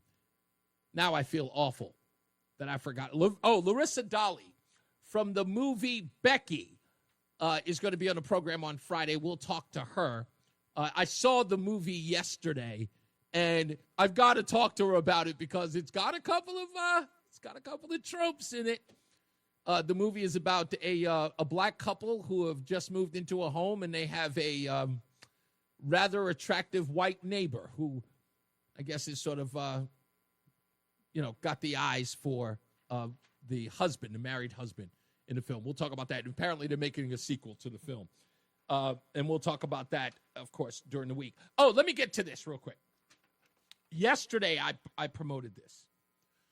I asked the question, what does John Adams, Woodrow Wilson, Franklin Delano Roosevelt, FDR, and Richard Nixon have in common? And, John Adams was a Federalist, Woodrow Wilson and Franklin Delano Roosevelt were Democrats, and, of course, Richard Nixon, a Republican. What do all of them have in common? Well, what they have in common is common with what Donald Trump is being accused of. John Adams signed the Alien and Sedition Acts, which made it legal to criticize the government. He oversaw the prosecution of about 25 people, mostly newspaper editors and political opponents who mocked him and his administration in print. For example, Congressman Matthew Lyon was jailed for calling Adams a repulsive pedant and criticizing his policies. These cases were later seen as attacks on free speech, and the laws expired or repealed soon after. Woodrow Wilson, during World War I, Woodrow signed the Espionage Act and used it to prosecute Eugene V. Debs, the Socialist Party presidential candidate, for his vocal anti-war critic. Debs was arrested after a 1918 speech opposing the draft, charged with sedition and obstructing military recruiting. He was convicted and sentenced to 10 years. Running his 1920 campaign from jail, his sentence was commuted in 1921 by the next president. Franklin Delano Roosevelt, a Democrat as well. FDR directed the IRS to audit and harass political opponents, much like Barack Obama did during the 1930s, including Louisiana Senator Huey Long, a rival Democrat, and radio priest Father Charles Coughlin, who attacked the New Deal policies. The IRS launched over 50 investigations into critics' finances, often without strong evidence, to silence or discredit them. This was part of broader efforts to target enemies like business leaders and conservative groups. This all sound familiar? And let's not forget the enemies list of Richard Nixon. Nixon created that enemies list from about 20 prominent critics, including journalists, politicians, and senators like George McGovern and Hubert Humphreys, and celebrities. He ordered the IRS to audit them aggressively and pressured the DOJ to investigate or prosecute leakers and opponents tied to Watergate. For instance, his aides tried to block tax-exempt status for groups like the NAACP. These abuses led to Nixon's resignation, and amid impeachment threats. Now, all of that being considered,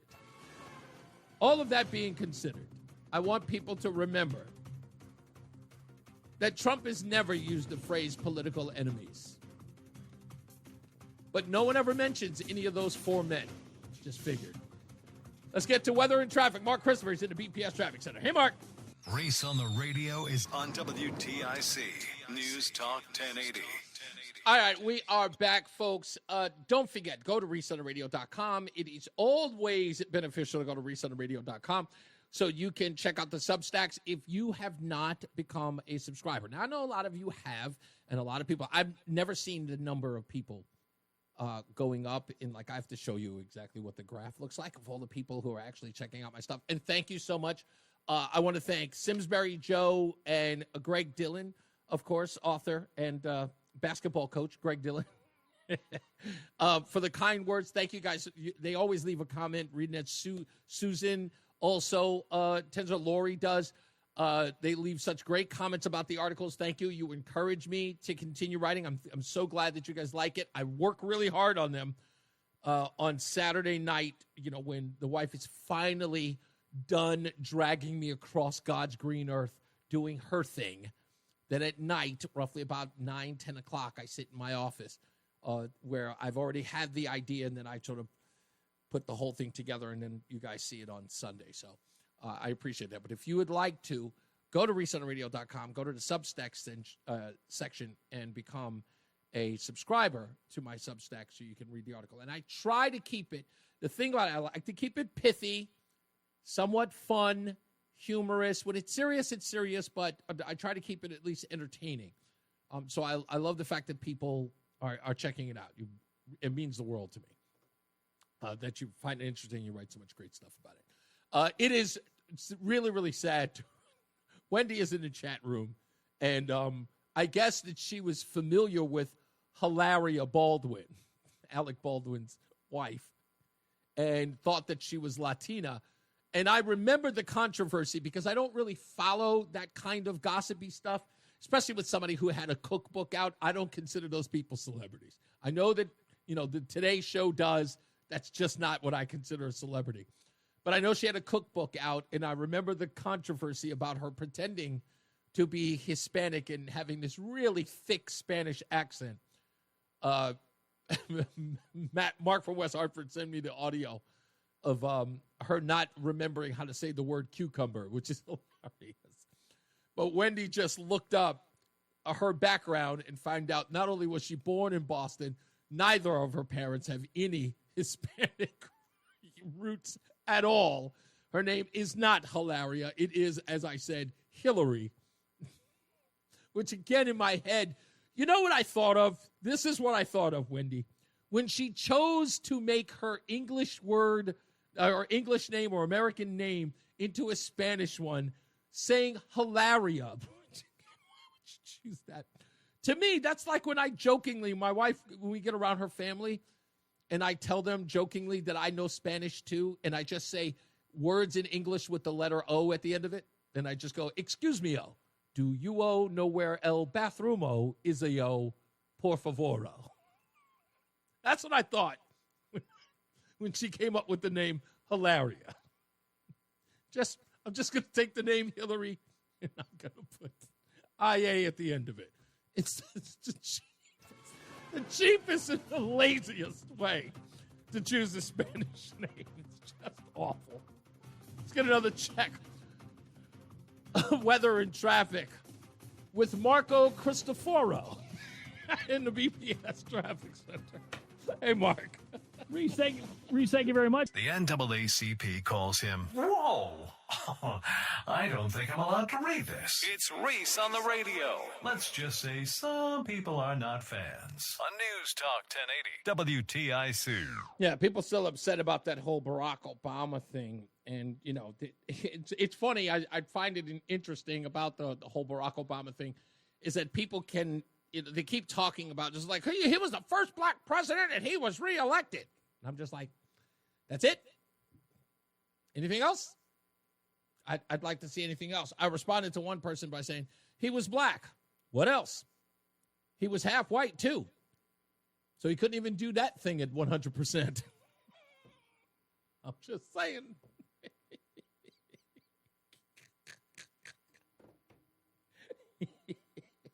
Even being black, he was half-assed. I'm just saying. Come on. Maybe you just want me to be mean. That's all. You just stop. Sometimes it's T-ball out here. Just stop setting them up. Just please, seriously, knock it off. That's about all you got. Let's get to, you know what? I got a bone to pick with Wall Street Joe. Joe, now listen to me. You said something on yesterday's show, and I'm glad you called back.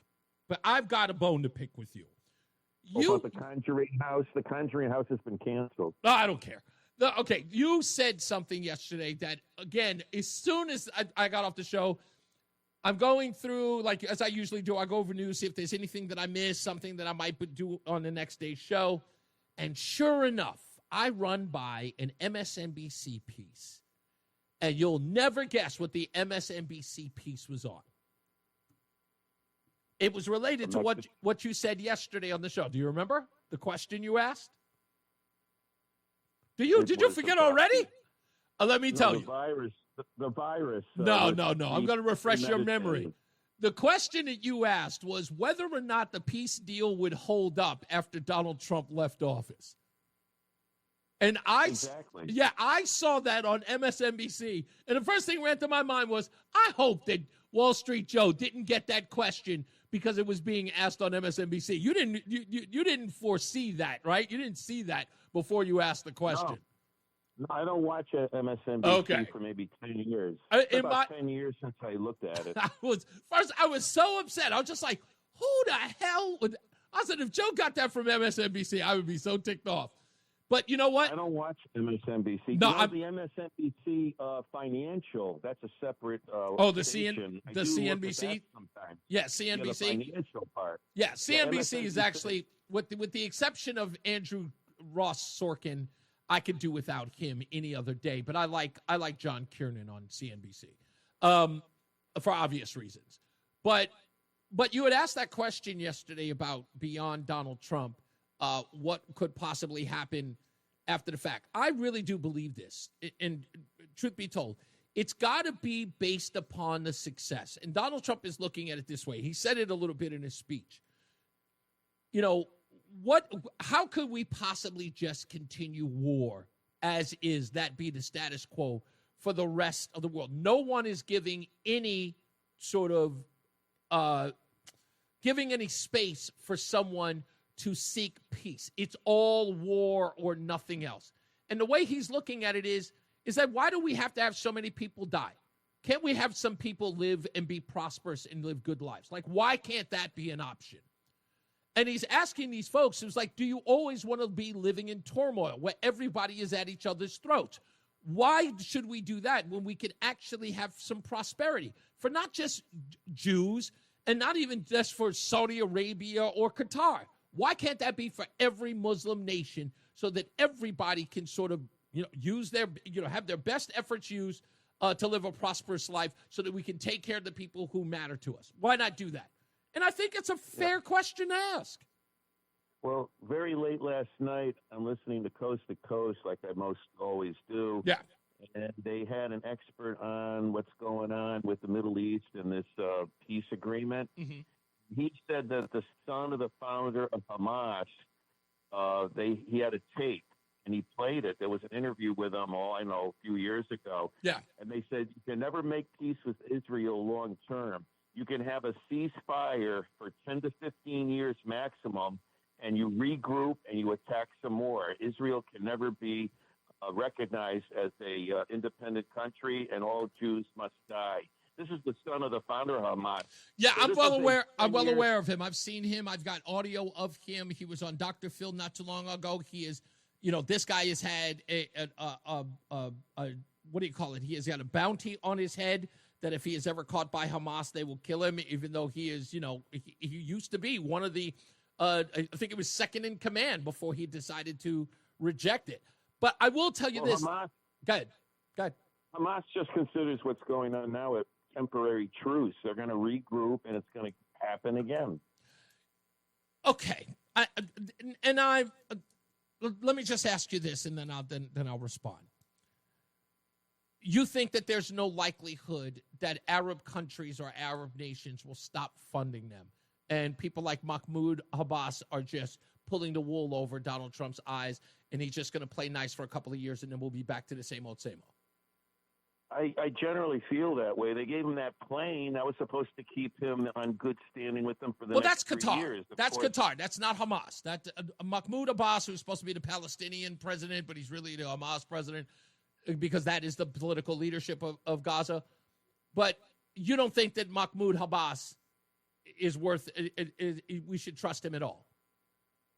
Well, no, they play both sides. That section of the world, they're into buying people off. They have all that oil money, and they just buy people off and buy their time. It's like a seesaw. You do know, okay, so Hamas and Hezbollah have no real power. Everything that they get and they gain is from, they are proxies in the war, pretty much funded by Iran, right? And some of Turkey, I might add. People don't mention that, but we know. But the bottom line is that Hamas and Hezbollah are they're like the government. They're a zero-sum game. Without those parenting companies or those parent factions, they have no money, they have no establishment, they have no girth, right? Right. But, Trump isn't going to wait long for them to disarm and surrender and go their separate ways. He's not going to let them just regroup. This is going to be all played out within the next month or so. He's going to give them a number of days to, just go away, and they're not going to do that. Hold on. Why didn't ISIS stay? ISIS, he got rid of ISIS. He let the generals do what they had to do. Right, and you don't think that that's possible with Hamas? Like, do you think Hamas and Hezbollah are far more deadly than what ISIS was? Well, in that specific spot, yes. Just in that region. Yes. They're already reneging on the dead bodies. They've only returned 4, maybe 8, and they say they can't get the others, and that reneges on the whole deal. That's going to turn into a big mess in the short run. Watch in the next week or so when no more than 8 bodies out of the 28 show up. I don't think that okay. Well, I said this about a week ago. In fact, it was last week I said that returning the dead bodies was going to be arduous at best. Why?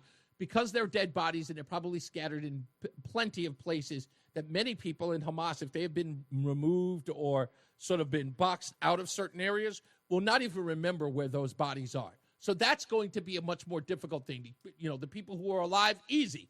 Got them all out. Dead bodies are going to be something a little interesting as far as that's going. I'm not going to call it out by saying they gave back 8 bodies, so now it means they're not going to give up the rest. I think that's bogus. I do.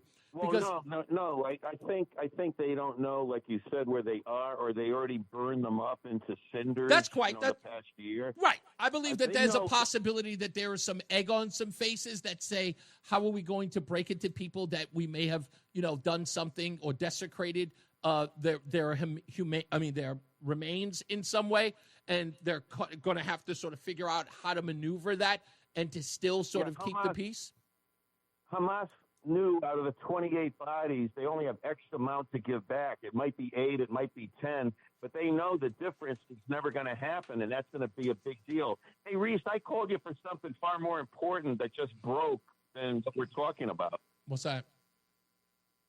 I came across the news, and I told you this a couple of weeks ago when they started blowing up those narco ships leaving Venezuela. Uh-huh. Well, they blew up another one earlier today, leaving, Venezuela. 6 people on board were, killed with all the drugs. Uh-huh. Mexico came out with a statement on behalf of the cartel shortly after that ship was blown up. Yeah. They gave a list of bounties specifically to Chicago, but any city in the United States. Bounties ranging from $2,000 to $50,000 at the top of the ICE chain of command. They even have bounties around $10,000 for the children of ICE agents. Information doxing the ICE agents, $2,000 per agent. Declared war on ICE, and they've warned Trump they better back off right now. Who's making? Wait. When you say Mexico, are we talking about Claudia Sheinbaum, or are you talking about cartels? Well, the cartel's right out of Mexico. The message came out of Mexico. They determined it came out of Mexico shortly after that. I don't know about the 6th boat they've blown up. Yeah. But here's the thing: Mexico is ruled by the cartels. Sheinbaum does what they say, or they'll execute her. Mm-hmm. And I told you, the war on drugs is already spreading to all our cities here in the United States, and there's going to be a big mess here like there are in Venezuela and Mexico, and Trump is not going to put up with it. He's going to send in Navy SEAL type operations like Osama bin Laden, and there's going to be executions in Mexico, these big drug I don't think that's going to be the case. I really, really don't. And I know all about the bounties coming in from the cartels. Let me just put it to you this way. There's a little bit of fugazi going on with the cartels making public statements about putting bounties on ICE agents. But you know what? I'll talk about that another time, and I'll tell you why, because let me just put it this way. I think there's a little bit of rub going on with the cartels talking that nonsense. You think an ICE agent or a family member may be kidnapped in the near future? Nah. And then what? And I would put it to you this way. Let me use a phrase that the kids use. The cartels don't want that smoke. And I think CNN, and I have enough evidence to support that there's no real threat coming out of Mexico. If someone actually puts a hit out on an ICE agent and someone actually acts on it, all hell will break loose, but it won't be in the way that you think it will. It will definitely be. It won't be shock and awe, but it will definitely. I don't think that any of that holds any true weight. But thank you, Joe. I appreciate you, big guy. Let's take Max in Bristol real quick before we take a break. How are you doing, sir? Good, my friend. Awesome. Hey, so I only caught a piece of your show today. Okay. But I'm a little disappointed in you, my friend. Please. Yeah, you had a perfect lineup with the whole ALEC Baldwin thing. And I missed it? What did I miss? Her name is Hilaria. Yes. Right? Or yes. what she claimed. You just should, you were laughing your butt off. It's hilarious. Well, that's what I said. You missed that. I did say it. I said that. I totally said that. I said immediately when I heard she called herself Hilaria, the only thing I thought of was, how did this woman not know that it was like a syllable away from hilarious? Like, I did. Yeah, how did she miss that? Oh. It's such a horrible name to choose. Now people in the chat room calling themselves Wendia, and as I referred to Marco Cristoforo in the BPS traffic center. Yeah. I heard that part. Okay. I missed the hilarious part. So I'm glad you did it. I'm so glad Oh, you did yeah, there was no way I was going to miss that one at all. Yeah, because that was on point. Yeah. Thank you. Thank you, Max. I appreciate that. Thank you, Reese. Have a great one, bud. You got it, man. You too. Yeah, it's so bad. It's just so bad. By the way, check out the dash cam video if you haven't on ALEC Baldwin explaining how he says that the vehicle cut him off, which is, it couldn't be further from the truth to say that the truck cut him off. The truck was traveling for at least 4 seconds on the road and then pulls in. As if you own a home, if you've ever been in a home, and the garbage man comes by and they merge to the curb to grab your trash cans. That's all that happened. That's all that happened. And as he merged in a 1-lane, we're not talking about a 2-lane road. If ALEC Baldwin had to go around that vehicle, he would have to gone into oncoming traffic. He would gone to the left, but instead he goes on to the right and he crashes. That's exactly what happened. Roland, did you want to say something? Oh, no, that's not Roland. That's okay. I know exactly what that is. Okay. That's what I figured. I was like, why is that? I'm hearing the microphone on in the backgroround. That's probably Bob Brown. Bob, is that you? It's always me. Ah. How are you? Sir? I'm How good. Are you? We never get to talk, so I'm going to take this opportunity. I know people in Connecticut, well, they might be familiar with the area. You're from Hollis, Queens? I'm from Hollis, Queens, sir. I'm over the border in New Hyde Park. I know, and the reason why that's what I said earlier. I said New Hyde Park might as well be Queens because I can still walk there. Yes, it's basically right on the border. You were born and raised there in that area? No, actually born in the Bronx. First 6 months of my life in the Bronx. First 6. You do mind asking before we go to BPS? Where in the Bronx? Like exactly, if you could, like were you near 2 train, 6 train? It's probably not far from the zoo. The Newbridge Road area. Yeah, of course I know it well. Yeah, absolutely. I used to live in Parkchester.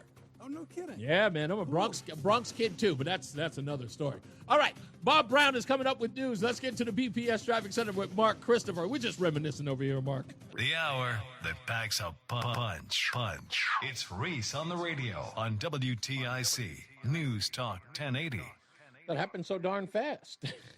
I was like, I wasn't even expecting that. The news comes so fast, and all of a sudden I'm back on the air. Let's do the thing.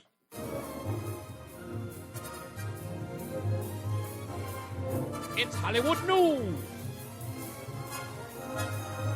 with your correspondent, Reese on the radio. All the glitz and all the glamour. It's Hollywood News. Now, I don't know about you, but Roland doesn't care. And I only brought this up because he's not a person who cares about this stuff. Roland, you don't care how many sequels come out. If it's a movie you love, you will go and see it. Is that true? No matter what. Correct. Yeah, see, he doesn't care. So these were probably movies that he would go see. I don't know if you would, but you may. But I've got 2 sequels and a remake no one asked for.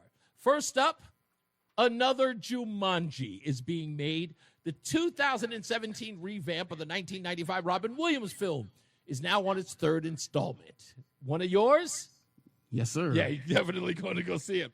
Well, you'll have to wait until December of 2026. So you got another year before that comes out. Yeah. Now, I am not figuring out how these two got together. Sigourney Weaver has just met with Disney executives to do a sequel to another Alien movie. Really? Yeah, that's what I said. I went, when have these two been the same? Yeah, so it turns out that, it's going to be Sigourney Weaver working on another Alien film, but apparently it is executive produced or in some way related to Disney Studios. How? I don't know, but apparently they're doing some of the production. It'll be probably under one of their like subsidiary companies, but Disney probably owns so many. But she just met with them, and apparently she just read the first 50 pages of the new film. They haven't disclosed exactly what her role is going to be, but it will be Ripley, but they don't know exactly how much she will be in the film. It may be a guest appearance. She might be, she won't be the lead, though, but they say that she is reading the script for a new one. And now for the film that no one asked for. Are you a Sean Connery fan, Roland? I am, of course. Okay, Who's not? so am I. I like Sean Connery, but one of the throwaway films he did, with the exception of League of Extraordinary Gentlemen or whatever it's called, he did a very cult film called Highlander. You familiar? Yeah. Yeah. There Can Only Be One. Well, apparently there is now two. Another Highlander film is being made, a remake. Jeremy Irons will take over Sean Connery's role, but the lead actor will be Man of Steel's. That was a series before, right? Yeah, it was a series. Man of Steel's Henry Cavill will play the lead role. We've got Russell Crowe, Dave Bautista, Karen Gillian, of course, of the Jumanji fame, and Himon Hyunsu, give me the blood diamond. He's going to be in the film as well. Let's get another check of the weather and traffic. I think it's Bob Larson I just heard is in weather. Mark Christopher is in a BPS traffic center. You had to have seen Highlander, Mark. Come on. No. Oh, No. Sorry. I was doing good with the John Candy movies. So it's okay. I thought it was because it was in the 80s. You might have, but then again, that's college years for you. So I got to go further back than that. I got to stay in the 70s with you. I saw Jaws. I saw Towering Inferno. Exactly. I got to stay stay some of those there. movies. Yeah. I did see Mad Max in the 80s. You did? Really? Yeah. What? Now, you have to tell me, for a guy who doesn't go to the movies, why'd you go see Mad Max? I think Mel Gibson was just the bomb back in those days. He was. Did you see Beyond Thunderdome? Yes, I did, as a matter of fact. Yeah, yes, how do you not? How do you not? I hated both of those films. Well... I did. They weren't for me. What else did I see? Oh, I saw Purple Rain. Yeah, that's 82, though.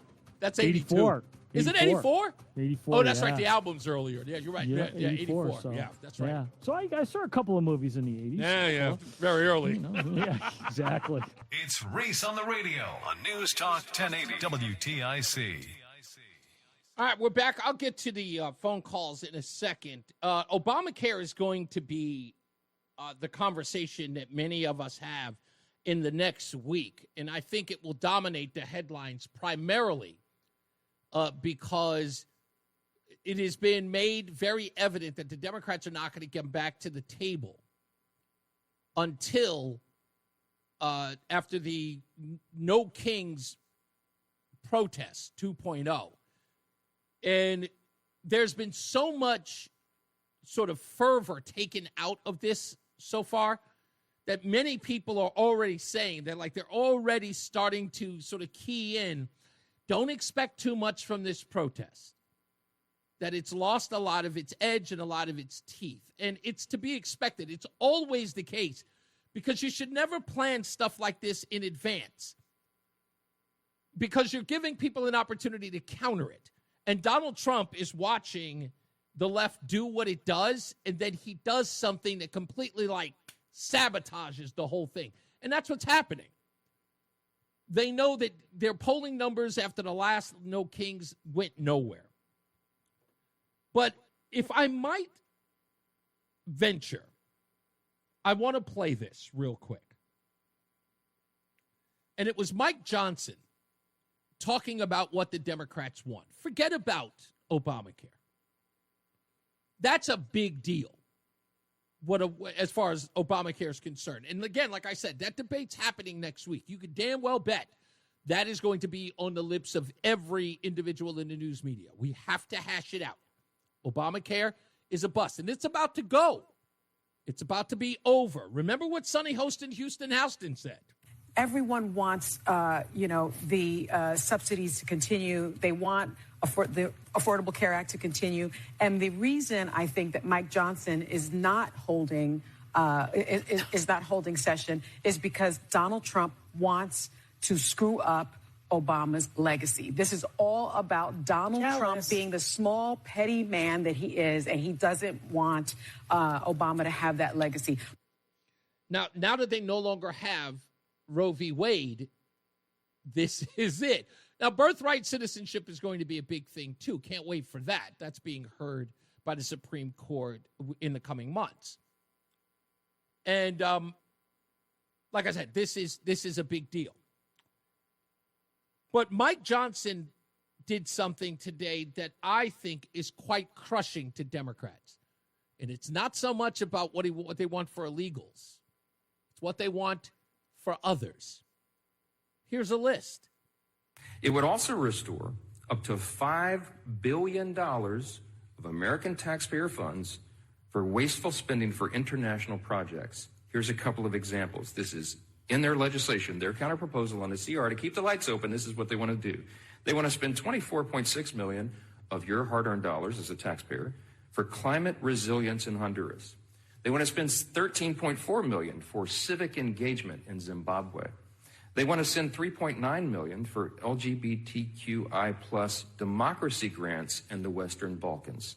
They want to spend $2.9 million of your dollars for desert locust risk reduction in the Horn of Africa. And $2 million for, quote, organizing for feminist democratic principles in Africa. Now, how do you not listen to that and say, are these people serious? Like, is that what they're... And all I would ask is, I would just ask any one of them. And again, here's another great opportunity, WFSB. Here's another opportunity, WTNH. Here's another opportunity, Fox 61. Here's another opportunity. You guys love to talk about it. It was Ned Lamont, who was on CNN today, who said that Democrats need to hold the line with this on it.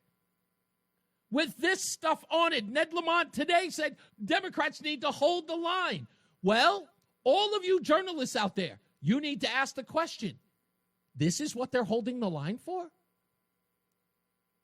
Huh, Chris Murphy? This is what they need. This is what you're asking folks to get out on the street on Saturday to protest, to make sure that the Democrats get all of this stuff.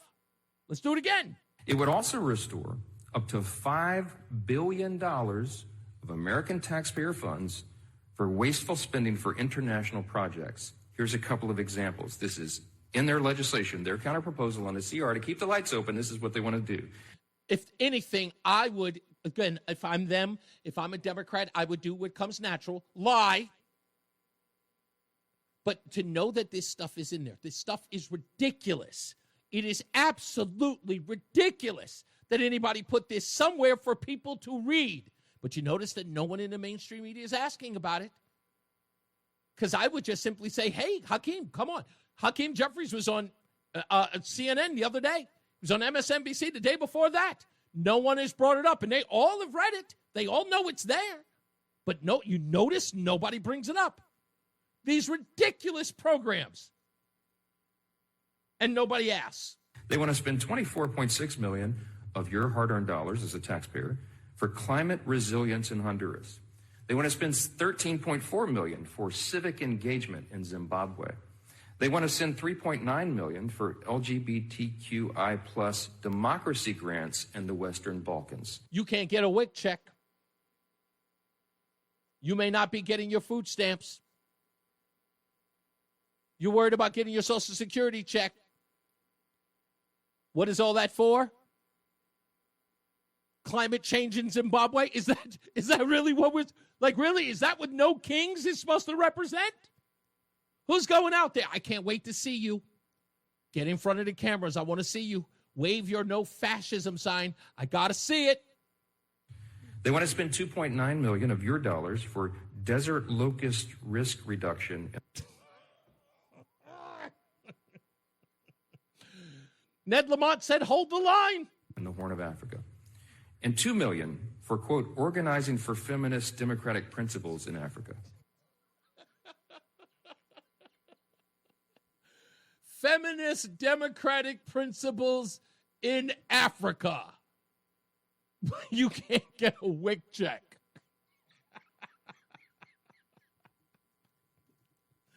How do you not? Like, seriously, you folks who are being asked to go out there and protest on Saturday, the rest of us are looking at you. Those who listen to this program, and I know a lot of you do, just remember, I am sitting at home. I'm going to be online, and I'm going to watch every one of you, and I'm going to watch you, and I'm going to record you. And if you say something to one of those reporters out there, and I hope that there's a reporter out there, it's unfortunate that I can't be there, but trust me, if I was, I would go to every one of you and I would ask you, do you mean to tell me that some poor mother can't get a WIC check because we don't have feminism in the Horn of Africa or some nonsense?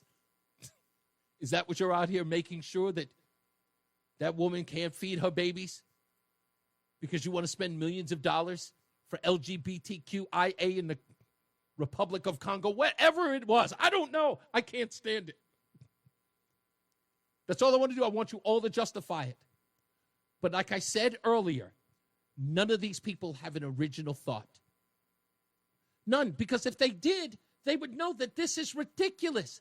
Every one of these asks by Democrats is ridiculous.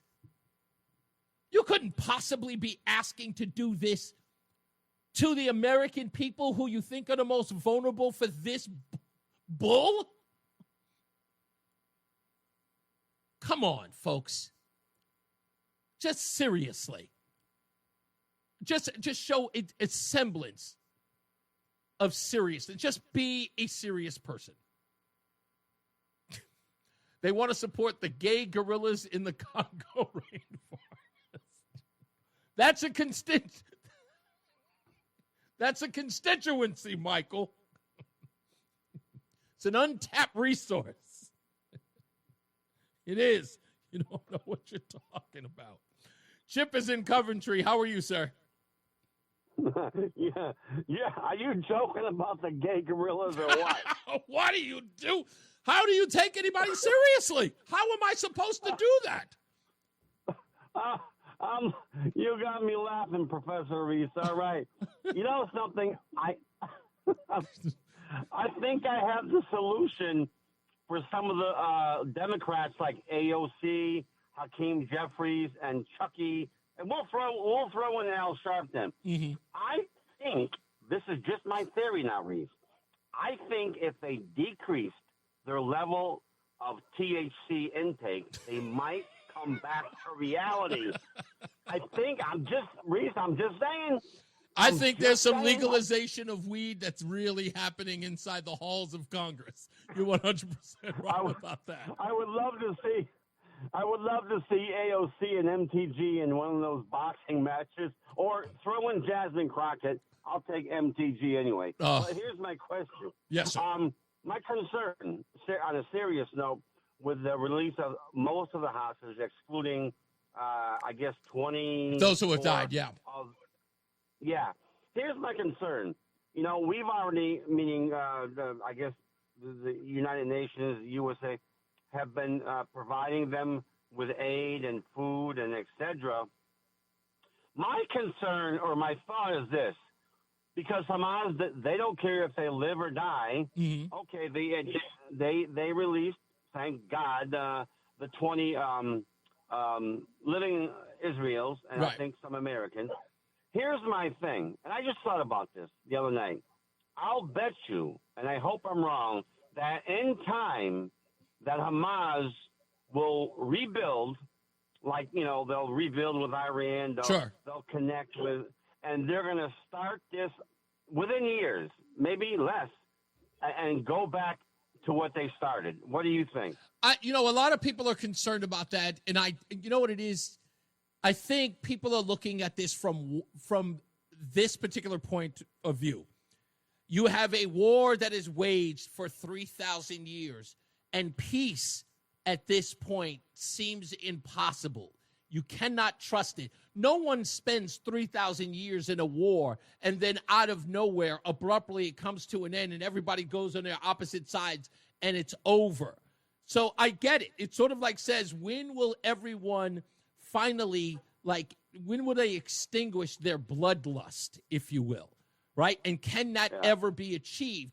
Does it happen moderately, or can it? Because in this case, it's hard to believe that it can come to an abrupt stop.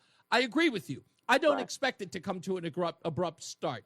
However, I do think we need these next 3 years, that if these Arab countries do come to the table, which, by the way, if I want to say this real quick to you, and I got about a minute and a half, I want you to consider this in that question. Yeah. One of the biggest problems I've always had when people have asked me about this was, what were the Arab countries surrounding Israel and the Gaza Strip doing at the time when Gazans were always at war with Israelis? They allowed those people to live in poverty and to live in what they called oppression. They never, ever made sure that those people, with only 2.5 million, some of the richest Arab countries around, never did a thing to ensure their prosperity. They left them there to wallow in misery and blame the Jews for it, when they could have made their lives prosperous, could have gone in there and given them education, could have gone in there and given them jobs and allowed them to flourish, but they didn't. They kept them angry, which I always equated to the black community here in the United States and the Democrat Party. That was what they were doing, keeping those people hostile. So now the Arab countries have got Donald Trump. Donald Trump asked those Arab countries to do the thing that I've been telling people to do for the last 30 years. Those Arab countries to make Gaza flourish and to tell them that there is no more war. It's over. And if there is going to be a war, that all of that other nonsense ceases. They will never, ever. I mean, you just have to remove them. Egypt won't take them. We know Jordan won't take them. And why? Because of the same reasons that Israeli has been having the problems with them. Is because every time they come into those countries, they wreak havoc. Now those Arab nations, if they're footing the bill, have got to tell them, you've got to adhere, right? If you can be prosperous. Go ahead. One last quick thing regarding Hamas. A leopard never changes its spots. I know, and listen. I am just as I'm just as much of a skeptic as you are, but I gotta be hopeful because I do believe that this is a different avenue than has ever been taken before. But we'll see. Like I said, it's a waiting game at this point. I got to get to the BPS Traffic Center. Thanks, Chip. We'll take your phone calls and we'll wrap this puppy up in a short bit. Mark Christopher, he's in the BPS Traffic Center. Hey, man. All right, Reese, thank you. The Odyssey app lets you jump back to the moments you missed from WTIC News Talk 1080. Download the free Odyssey app, search WTIC News Talk 1080, and tap earlier today to get started.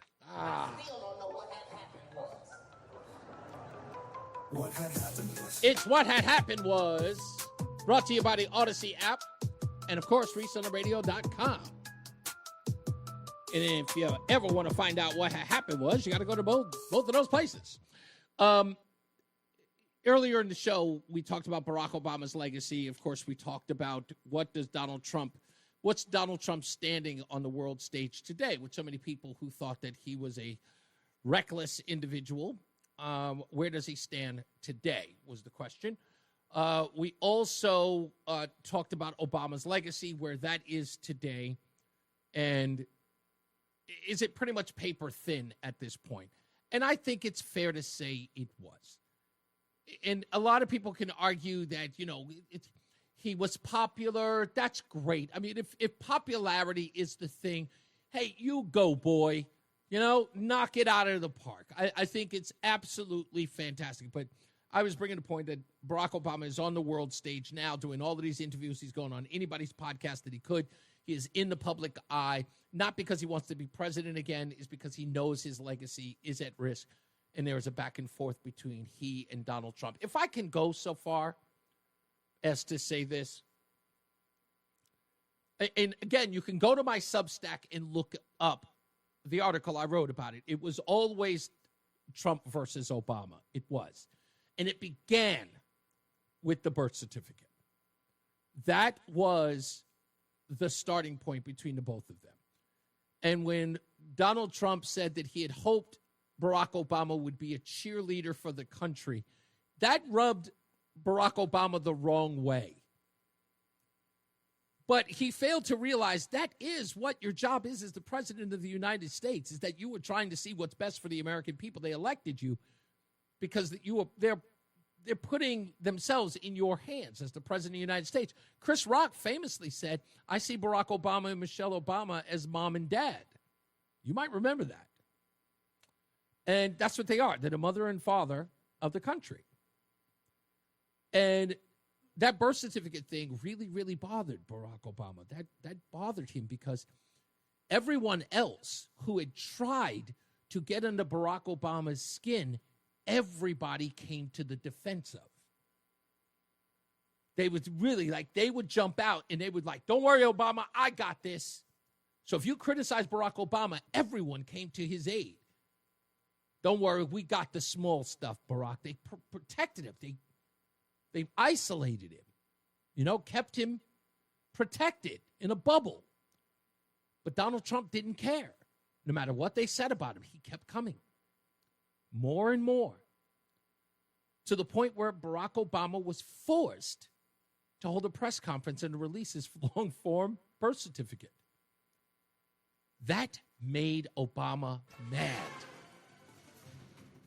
I'll tell you a little bit more about this because a lot of you folks forgot. We'll break that down when we return. Bob Larson's got weather. Mark Christopher, he's in the BPS Traffic Center. Hey, man. What's up, everybody? You know who it is. You know who it is. You know who it is. It's Reese on the radio. Frederick Douglass of the 21st century. It's WTIC News Talk 1080.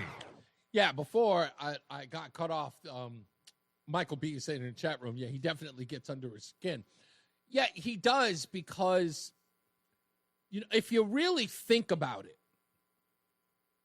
I always tell people, go back and watch that montage, or as we call it, a supercut here at Reese on the Radio.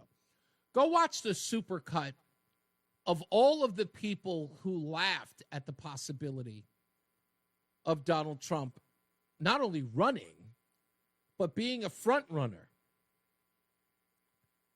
There's that famous video of Ann Coulter on Real Time with Bill Maher, and Joy Reid was one of the panelists. And Bill Maher asked Ann Coulter, who of the declared Republicans will win the Republican nomination?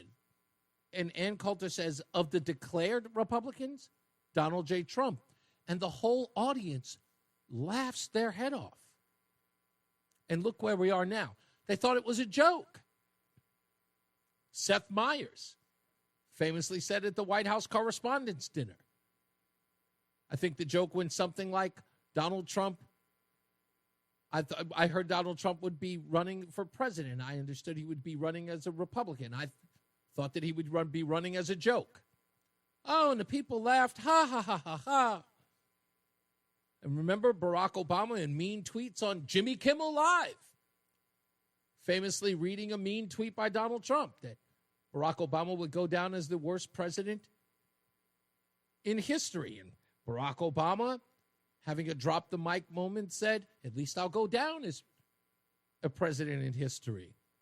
To which everybody rip-roaringly laughed. After the Access Hollywood tape, I think there were people who were saying that the possibility of Hillary Clinton becoming president was 90% positive. It was a shoo-in. And for that woman to lose sent the entire world, it turned it upside down. There's no other way to look at it. Everything that Barack Obama did, everything that Barack Obama was protected from the news media who had his back, anyone who tried him, Donald Trump didn't care. He took everybody who came his way.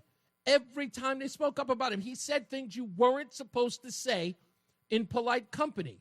Yeah, I think Barack Obama's a horrible president. I don't think he accomplished anything. I think he's trash. And the people just looked around. And I love the way they did it. They all looked around and was like, did he just say that? Did he? No, you're going to let him say that? And everyone rallied around Barack Obama and against Donald Trump. And he just said, so what? Which, again, goes back to the Charlemagne the God comment. When he said, all that nonsense about people talking about what they have the political will to do, Donald Trump has proved. And all of it is dead. Because, again, it is about not caring. You have way too many people. I'm still getting text messages from the same person who keeps making it about caring. About someone feeling slighted. About someone feeling it's like, I'm offended. You can't say that. That's not allowed. Who says? And here's the other thing, just so you know. Here's the other thing. The people who are saying that it isn't allowed think that they are the arbiter of what is allowed. They've anointed themselves. I always go back to Thomas Sowell. They've been anointed, self-anointed, I might add, to say that they get to deem what is acceptable. You can't say that. Transgender women are men. You can't say that. Yes, I can. And I'll say it again. No, but you can't say that. Or else. Or else what? What happens? Well, then we'll get you fired. Come with it. Come with it. It doesn't matter whether or not I get fired. It doesn't matter. Nope. I'm still going to say it. I'm going to say it again and again and again. And why should you be the person who gets to punish me? Why do you get to be in charge? And why is it acceptable for you to be in charge, for you to be able to just exact any retribution against me because you don't like it? Why? Who made you? I mean, you guys get to be judge and jury all the time. You just do. You get to tell everybody what they're allowed to say. You get to tell everybody what they're allowed to think. And if somebody turns around and looks at you and says, nope, I don't care, so what? And with confidence, a lot of people don't have enough confidence to do it. You just have to look at these folks and just so, no, I'm not adhering to those rules. So that's the whole deal with Barack Obama and Donald Trump. Donald Trump didn't care. It's like, you're not going to silence me. I'm Donald J. Trump. I built things. I'm a captain of industry. I built myself from the millionaire club to the billionaire club, but whatever. I didn't start from the bottom, but whatever. But he made a name for himself. And I'm sorry. Look, I'm going to look at Donald Trump this way. Okay? He earned the right to say no. I'm not adhering. He earned it. And here's what makes it better. And leftists, you need to understand it. You're never going to win another real election until you do. Donald Trump did the one thing that made it all possible. He didn't just say, I get to say this. He said, you do too. You know what? I'll go one step further. If you're willing to, because you won't, but you should. Listen to at least 3 Donald Trump speeches from any time. You can go here in the 2024 campaign. You can go back to the 2016 campaign. But go look at one of those Trump speeches. And then do the same thing, any one of the stump speeches by Barack Obama. And I want you to do a word count on 2 words. Just 2. Do a word count on who says, out of the 2 men, Barack Obama versus Donald Trump, on the words you and the word I. And tell me who says what more. Spoiler alert, Donald Trump always says you, or he says we. In a weird way, Donald Trump talks about things in a collective way. We as Americans. Us. Our. That's the way he addresses it. Again, he gave everybody permission to say, no, I'm not going to do that anymore. We're not going to take that nonsense anymore. We're the United States of America, and you are great people. You folks out there doing the hard work, you guys pulling your weight, doing the things that you're supposed to do, trying to raise your family, trying to give them a better life. We are building this country back up from the doldrums of yesteryear. Barack Obama, I heard those speeches because I listened to every one of them. I'm going to, I would like. The only time he ever said the word we, or at least most of the time when he said we, he told us that's not who we are. That's not who we are. He's always chastising us. I love that comedian, Dave Smith, who said that every time you see Barack Obama at a stump speech for some other candidate, he's always talking about how you're a horrible person because you will not elect or support the person that he's selecting. How horrible you are as an individual because you won't adhere. That's what the guy spent his entire career talking about me, my, and I. And then after he's gained all of the wealth that a man can get, by the way, Barack, how much is enough? Your words, not mine.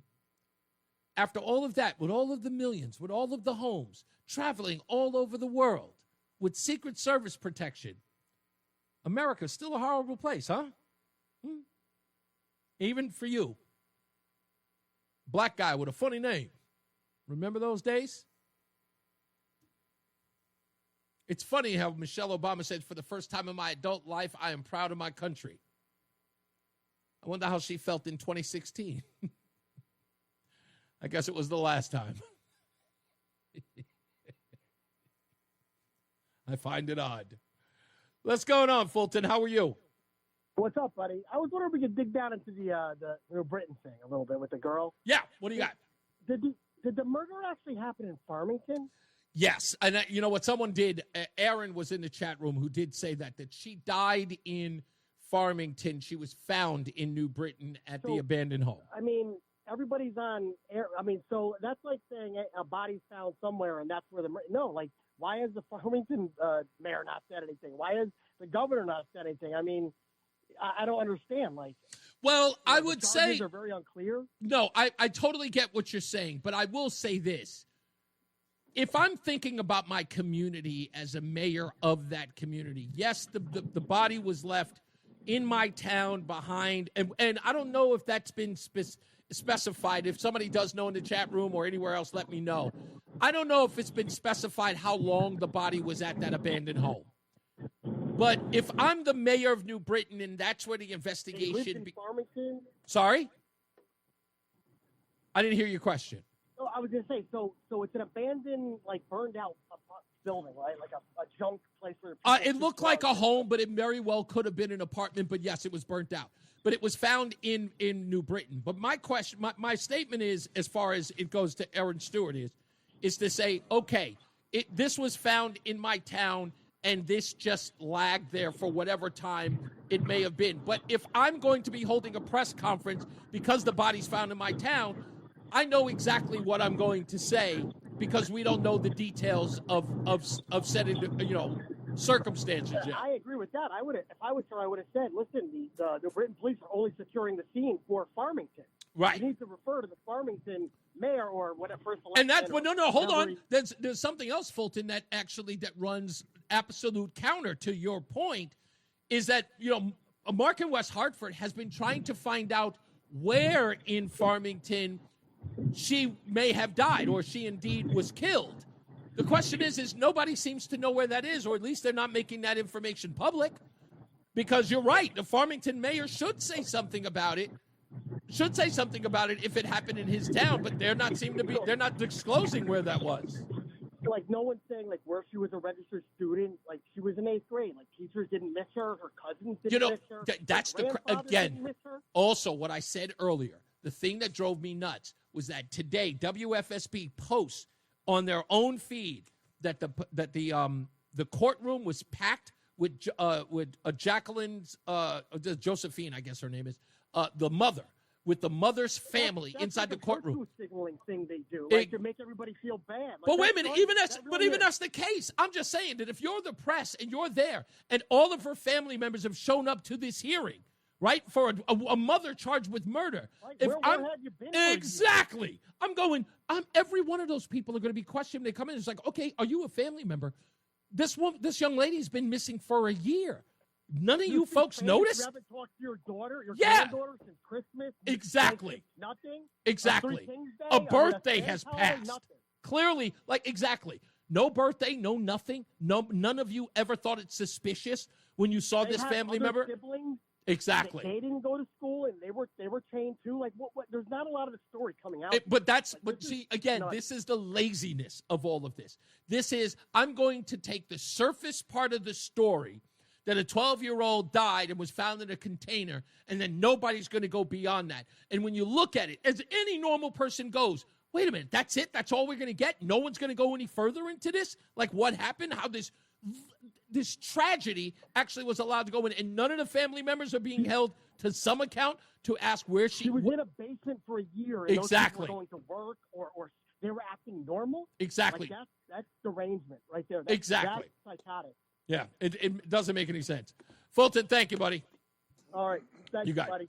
Again, like I said, none of it makes sense, and somebody should have just said, just one person. I know it's gotten to the point where, the news studios don't have reporters as much as they used to, and they only send cameras out, and then they bring back the B-roll, and then a reporter. But for the love of Pete, man, it's something like this, not one person is a bit curious.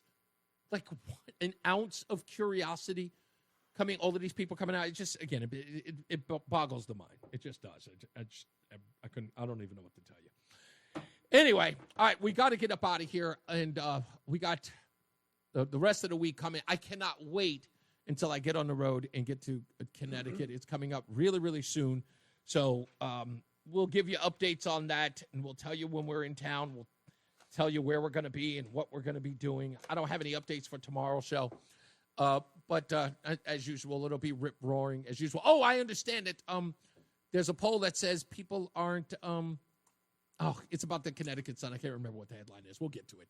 All right. Let me say, I know it's old and it's useless, but I've been through my own birthday without even realizing it was my birthday. I'm never going to be that bad. I'm never going to be that bad. As I always say, radio is free, so we thank you for paying attention. Remember to keep JC in your hearts and in your mind. Sean Patrick, we love you. We miss you. Remember that panic is not planning, so plan your work and work your plan. Me, I'm Reese on the radio. You, have a good night. Pleasant tomorrow. Mark Christopher's getting you home. He's in the BPS Traffic Center. Good night, sir. Plan your work and work your plan. If only I'd done that when I was 22. Where would I be? I'd probably be a CEO of a company. But I didn't know you back then. I would at least be a janitor at that company. Well, there was a little bit of that going on, Roland. Yeah. There were some distractions along the way. Guys, have a great night. If you're westbound 84, you're tied up approaching the Bulkley Bridge into the tunnel. 84. All right, good sir. Thank you, man. Have a good one. Capitol Avenue. Yes, sir. Tomorrow's hump day. Hump day. Moving well, Cromwell up into Windsor Locks. Roland's favorite 291 day. 384. Other than Friday, that is. Well, yeah, there you go. Quiet little town. All right, everybody. Wendy, good night. Michael A., thank you. As always, thank you. I had a good time. I will see you guys mañana. Fred asked, let me read his comment real quick. He says, please ask Robert Cool to reunite with his former lead singer, James Taylor. It's time to mend fences and tour again with him.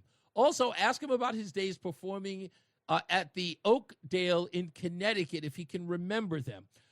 Yeah, JT, let me tell you this, Fred. I will tell you this. Do you know my biggest problem with Kool and the Gang is the JT Taylor era? Because many people argue, and even Mark Christopher will attest to this, that era they really went top 40 and they kind of really abandoned the funk. And a lot of people had problems with that. Of course, like Celebrate and, Ladies Night was still a good record. Too Hot is another great record. I remember growing up to that. But yeah, you know what? I will ask him about James Taylor. I hope that's not off limits. He may lose it on me if I ask, but I'll bring it up. Thank you, Fred. All right, folks, time to get up out of here. Always check out the podcast. Go to ReeseOnTheRadio.com and also subscribe to the Substack so you can get the article every week on Sunday. And, yeah,